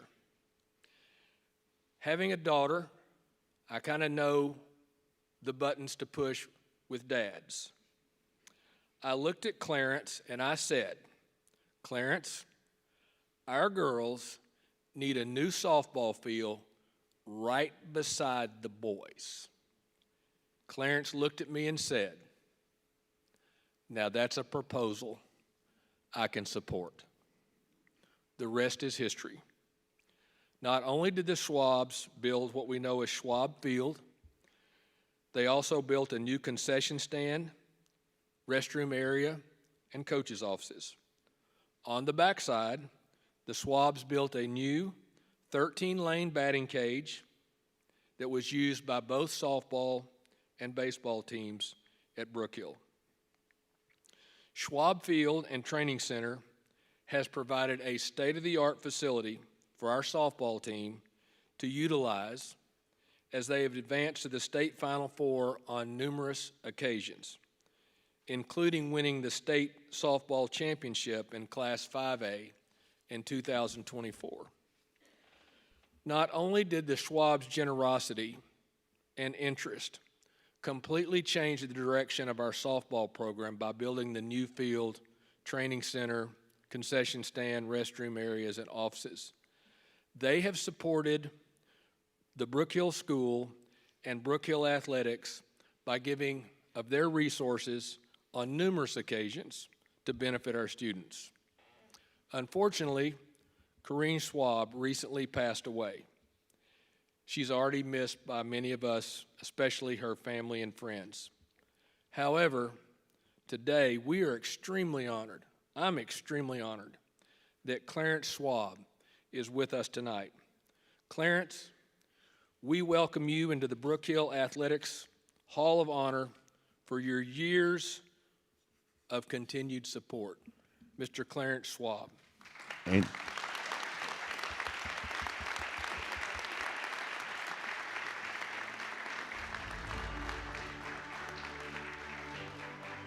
Anthony Springer, head softball coach at Brook Hill, will present Mr. Schwab with his blazer and trophy.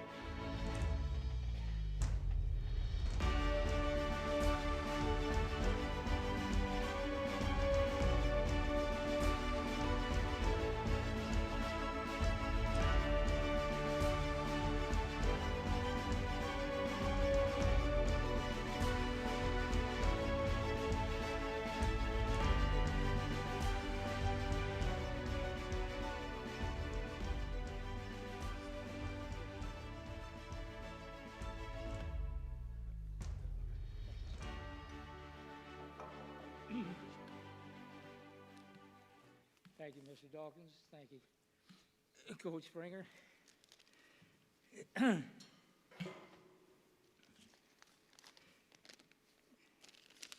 My first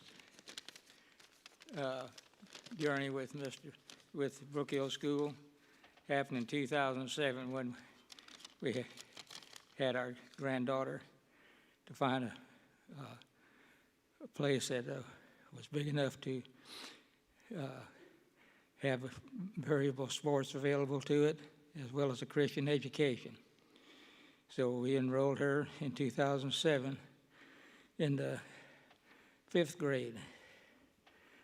And when she got old enough to start playing softball, Mr. Dawkins already told you about the situation in the field and everything, so I was very glad that we were able to help out on it. And our first team was played 2011, and we had a very successful 23-5 win over the other team. And so from there on out, Mr. Coach Springer has done a good job of having a lot of other successful girls teams there, and the rest of the facilities is used by the boys and the girls. And I was glad to be able to help out. And excuse me, I'm also happy that we were able to add to the facilities that Mr. Steve Dement started back in 1997. And through his vision and his courage, he had built a beautiful school here, which is everyone should be proud of, and it's good for the community, and as far as that goes, it's good for America. Thank you.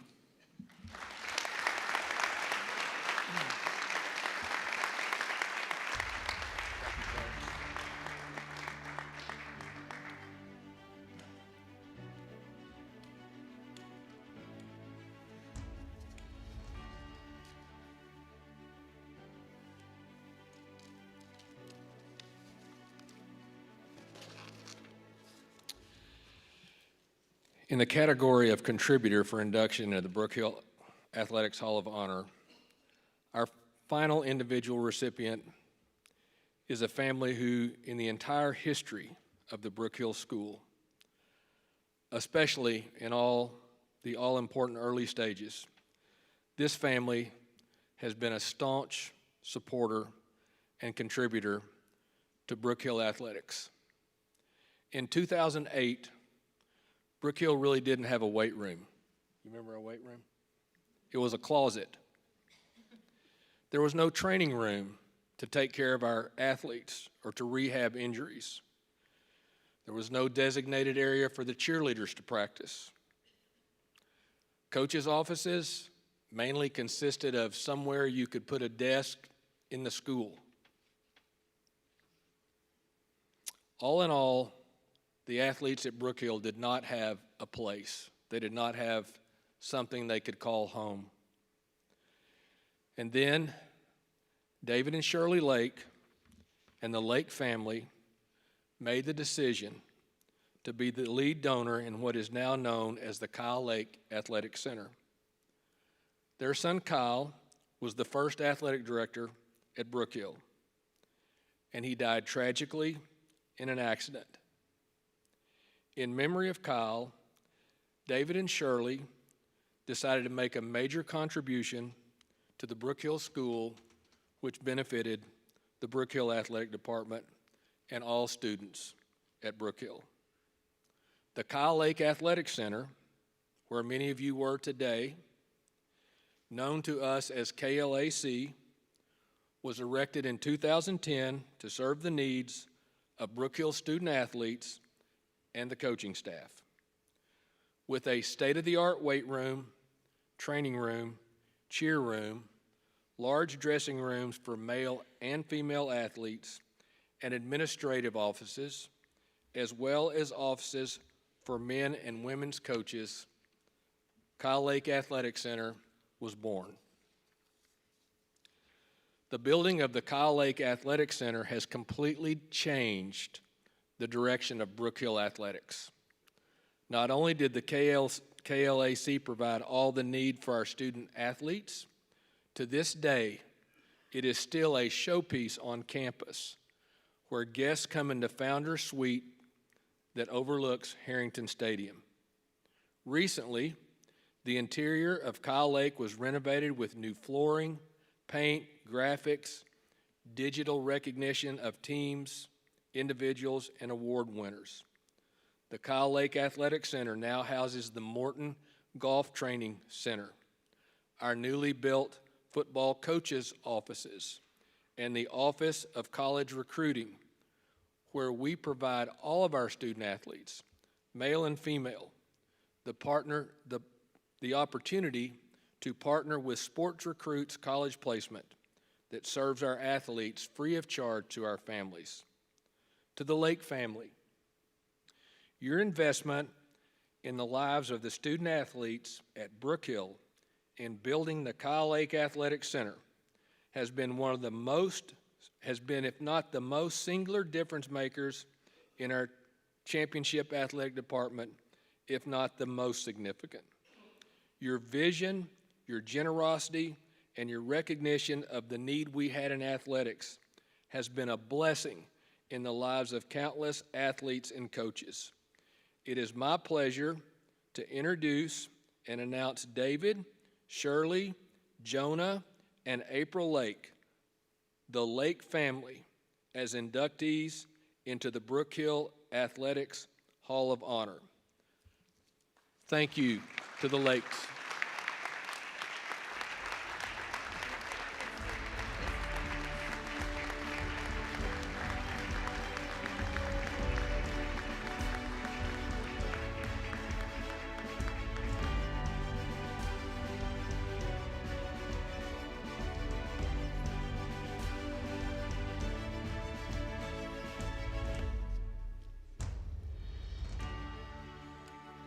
Thank you, Wally, and the selection committee. Our family is very honored and very grateful and thankful for this very prestigious award. And I had a 3,500 word speech written, and Wally asked me to whittle it down to about 50. So, no, our family is very honored for this. And Kyle is not here, and he's looking down from above today, I'm sure smiling. But he was, like Wally mentioned, the director of the first sports camp. And I remember at the time Kyle saying, wow, Brook Hill is going to be special. I wish we had a Brook Hill in Waco. And he really wanted to have Brook Hill in Waco because he couldn't live in Tyler. But thank you, Steve, for what you started many years ago and your friendship with our family. It truly means a lot to us. And as our family, all we can do is just pray that God would use us each and every day to serve Him and glorify Him. And we just want to move out of the way and let the Lord use us and it's our honor to be a part of this. Thank you.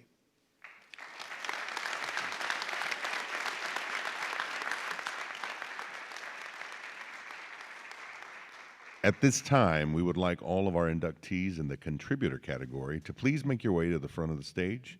Congratulations once again to all of our individual inductees into the Brook Hill Athletics Hall of Honor.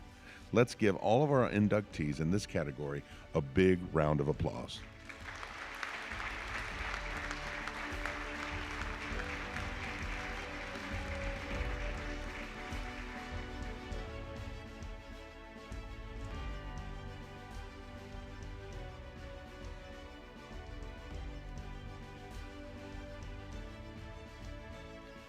From the years 1997 through 2012, Brook Hill won 7 state championships, which is not only quite remarkable for a young school, but also set the foundation for future teams by setting the bar high for the teams that would follow.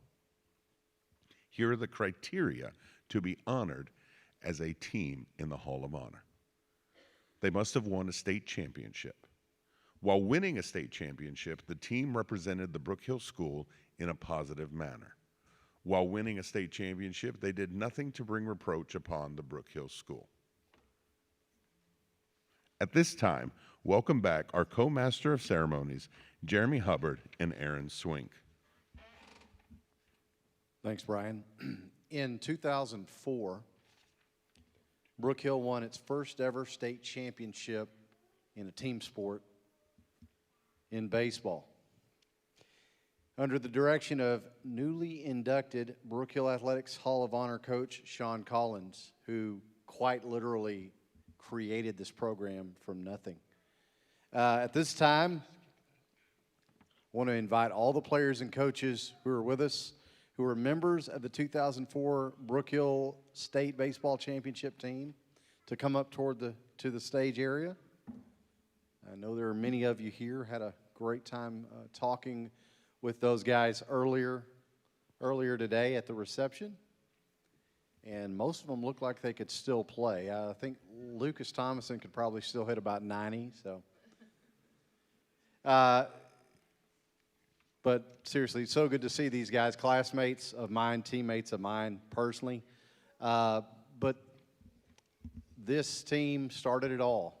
Head coach was Sean Collins, assistant coach Brandon Krim, Aaron Clements, Marcus Connor, Joey Evans, Craig Halbrooks, David Holloman, Eric Kennedy, Matt McDowell, Chase Ruby, Chris Shield, Nori Sugawara, Austin Taylor, Lucas Thomason, and Vincent Wade. Ladies and gentlemen, the 2004 Brook Hill Baseball State Champions.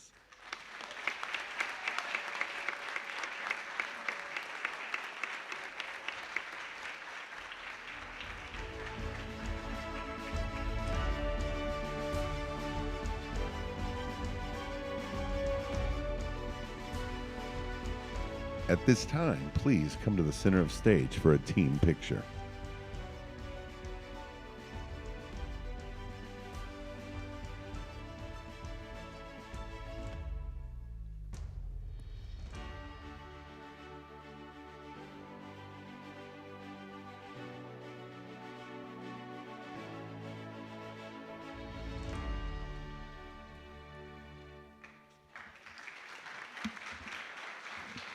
Congratulations to these outstanding players and coaches for their induction to the Brook Hill Athletics Hall of Honor.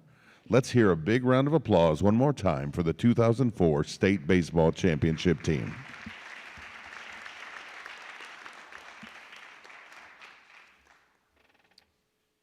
In 2009, our girls golf team began a run that would culminate in back-to-back state championships. If you're a member of the 2009 or 2010 Girls State Championship golf teams, if you'll make your way, Coach Agnew, I believe, is over here, unless he ran away, over here to this right side of the stage to be recognized. Our 2009 and 2010 girls golf teams, under the direction of Coach Tim Moore, our girls golf teams were district champions, regional champions, and state champions in both 2009 and 2010. As I mentioned, Coach Tim Moore was the coach of both those teams in 2009 and 2010. Stevie Alexander, member of the 2009 and 2010 teams. Paige Farrell, member of the 2009 and 2010 teams. Sarah Thigpen was a member of the 2009 and 2010 teams. Carly White was a member of the 2009 state champions. Kaylee Hall was a member of the 2010 state champions. And Jessica Tipton was a member of the 2010 state champions.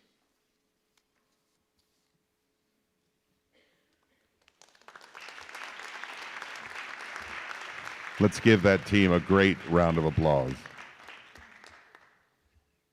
This time we would like to continue recognizing our state golf champions. If you are a member of the 2011 Boys Golf State Championship team, would you please make your way up to the stage? Our 2011 Boys Golf team were district champions, regional champions, and they were under the direction of head coach Tim Moore. Members of the 2011 state championship team were Tyler Burton, Carter Clements, Ross Lee, Taylor Mahan, and Hunter Shattuck, who I'd like to give a shout out to. Hunter is living in Washington, D.C., and he's streaming this afternoon. So, Hunter, congratulations. And congratulations to all of our boys' 2011 state golf champions. Congratulations on these outstanding young men for being inducted into the Brook Hill Athletics Hall of Honor. Let's give them one more hand, the 2011 State Boys Golf Champions.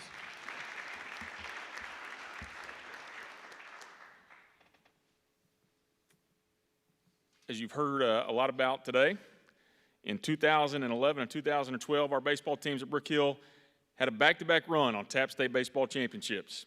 In fact, many of the players you will meet today went on to win a third state championship in 2012. Since many of these guys were on both teams, at this time, if you were a member of the 2011 or 2012 state baseball champion teams, would you please make your way over here to Coach Agnew, just to the right of the stage.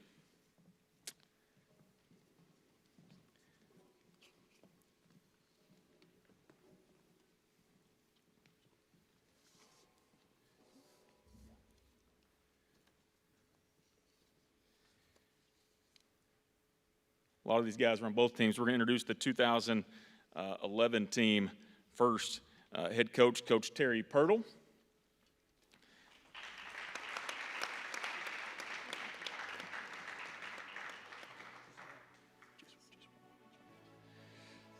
Coach Travis Chick.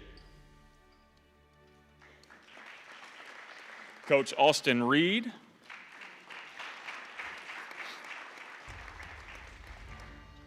Cody Bryant, TJ Dunks, Michael Greening, Jonah Gonzalez, Dylan Hornick, Kendall Kearns, AJ Minner,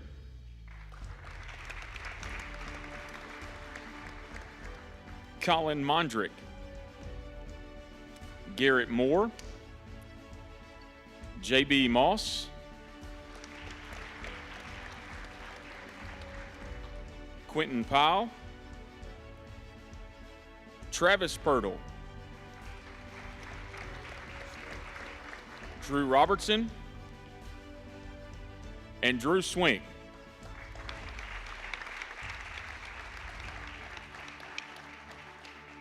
These are 2011 state baseball champions.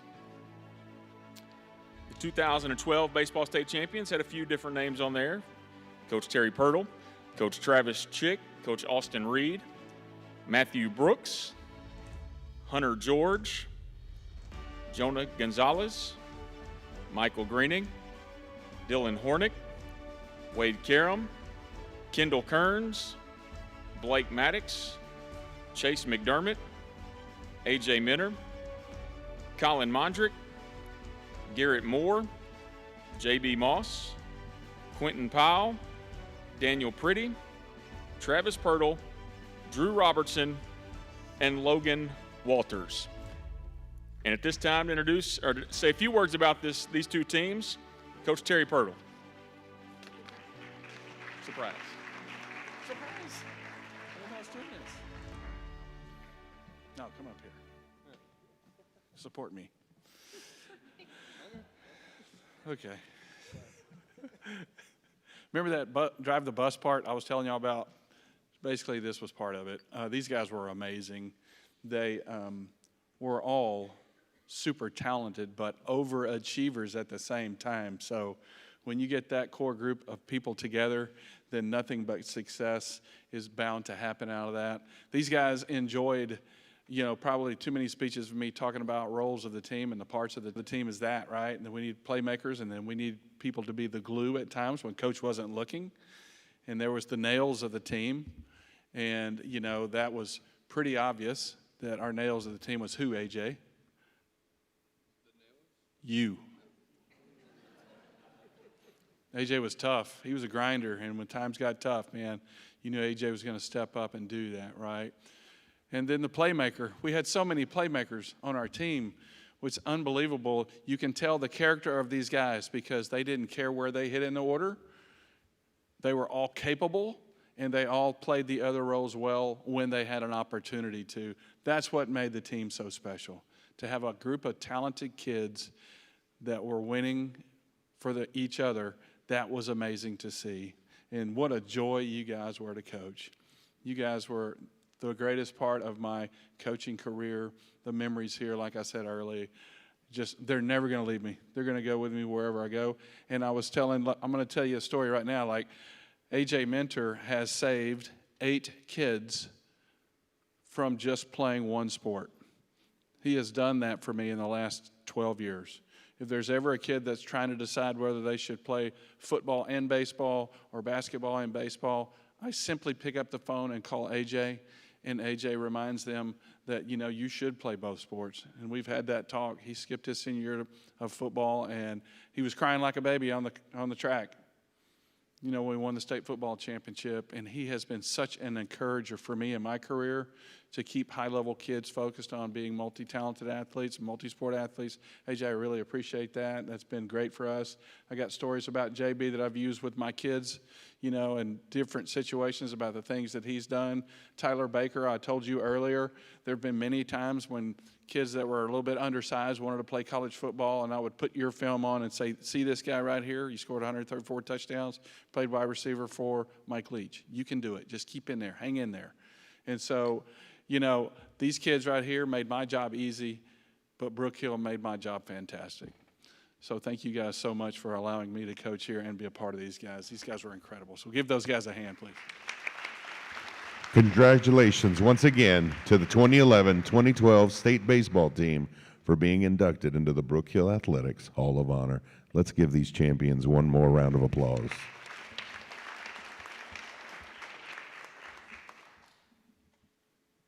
This time, we'd like to invite the 2011 state football champions to make their way down to the stage. The 2011 team was, of course, under the direction of head coach Terry Pirtle. And there was Coach Jacob Agnew.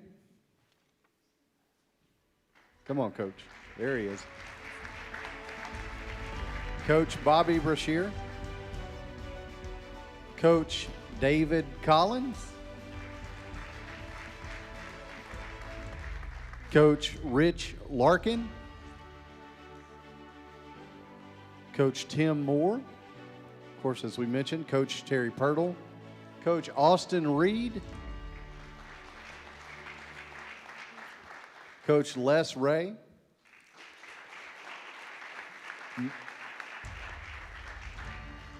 Malik Alley, Tyler Burton, Colton Campbell, Grady Dennis, Jared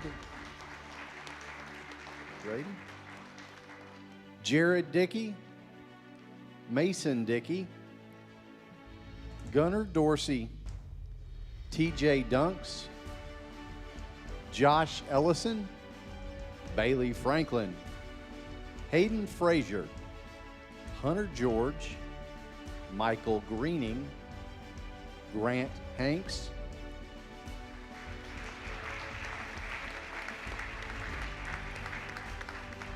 Travis Hood, Dylan Hornick, Graham English, Mason Jones, Wade Karam, Austin Langemeier.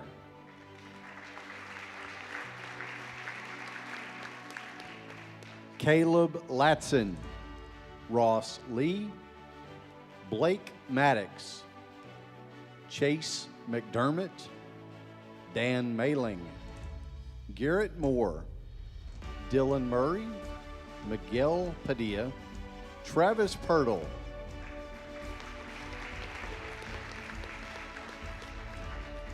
Charlie Rincon, Hunter Scamahorn, Matthew Siemens. If you know him, you know his name is Booter.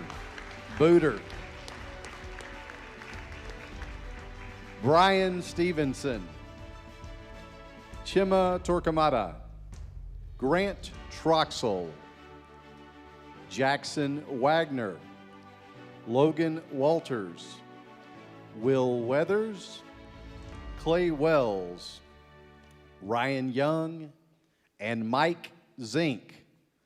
Ladies and gentlemen, the 2011 Brook Hill Football State Champions. And once again, we would like to ask Coach Pirtle to say a little bit about his 2011 state champions.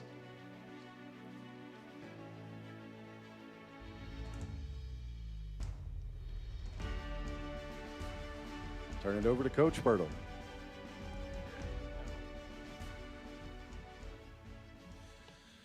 Okay, sorry, here I am again.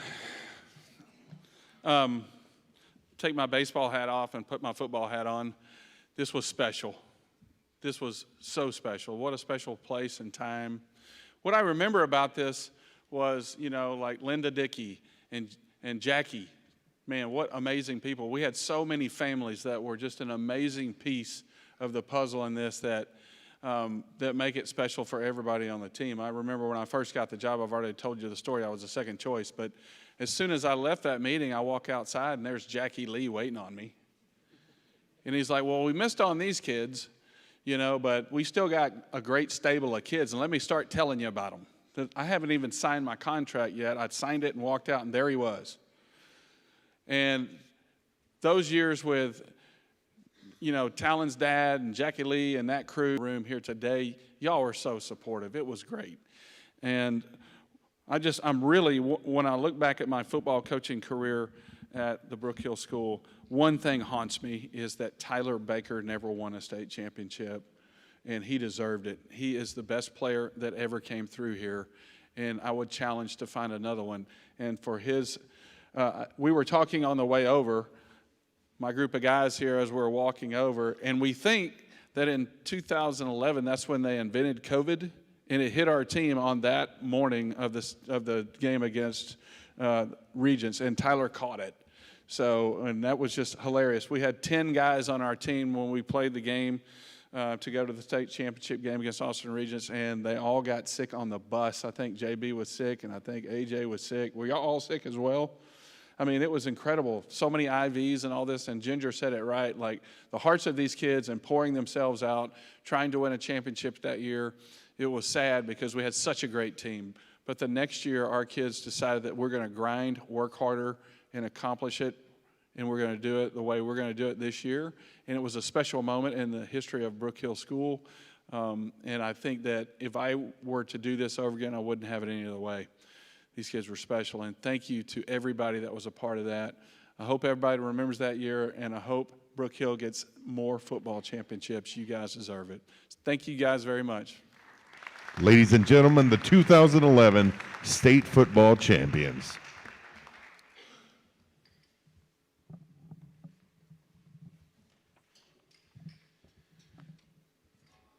Well, ladies and gentlemen, those of you that have stuck with us here today and have come out and honored all of these athletes, coaches, and contributors. If you would please join with me in one more big round of applause for these coaches, athletes, contributors, and teams who are forever members of the Brook Hill Athletics Hall of Honor.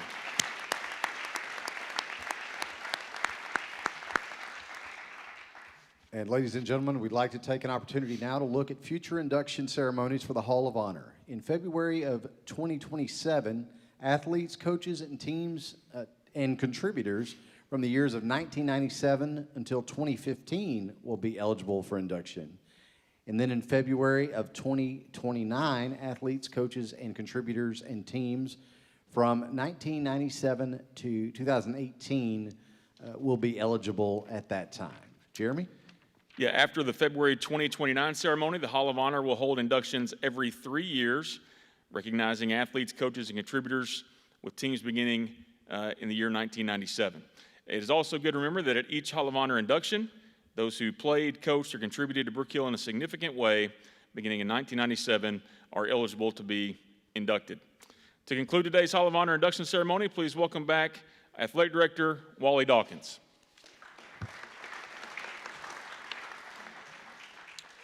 Well, thank you. I know it's been a long ceremony, but I hope you feel like it's been worth it.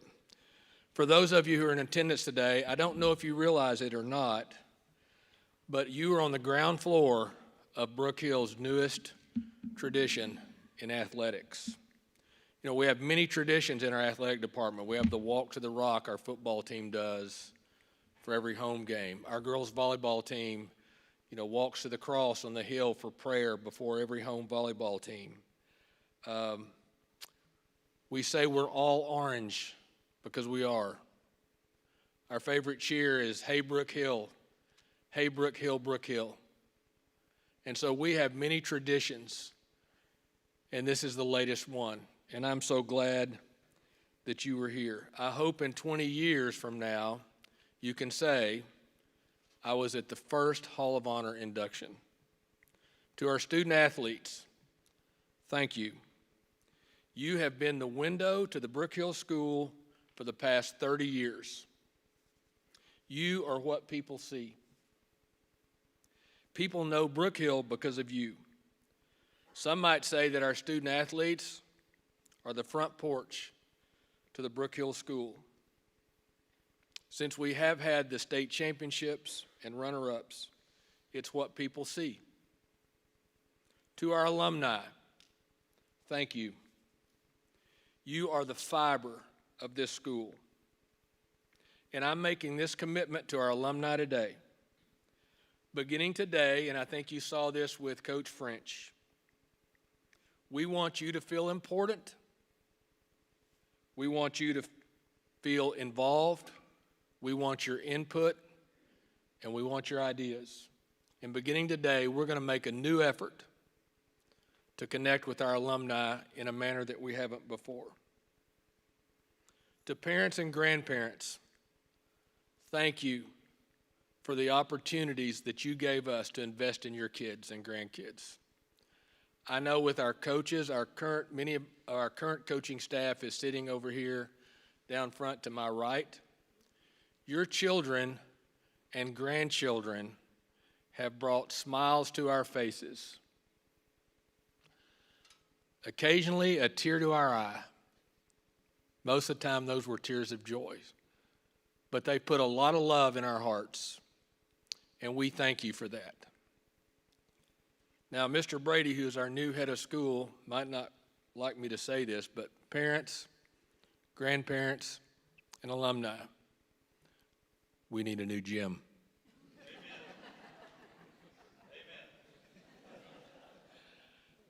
You know, the Herrington Gymnasium, the Kimry Gymnasium has served our kids well, but we've grown, and we need a new gym.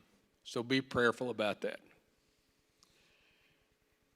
At this time, I'm going to invite Coach Austin Reed to come up and lead us in prayer, and then I want everybody to stand.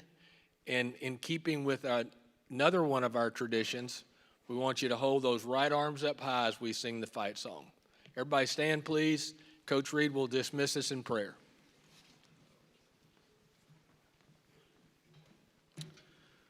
All right, if you guys will pray with me.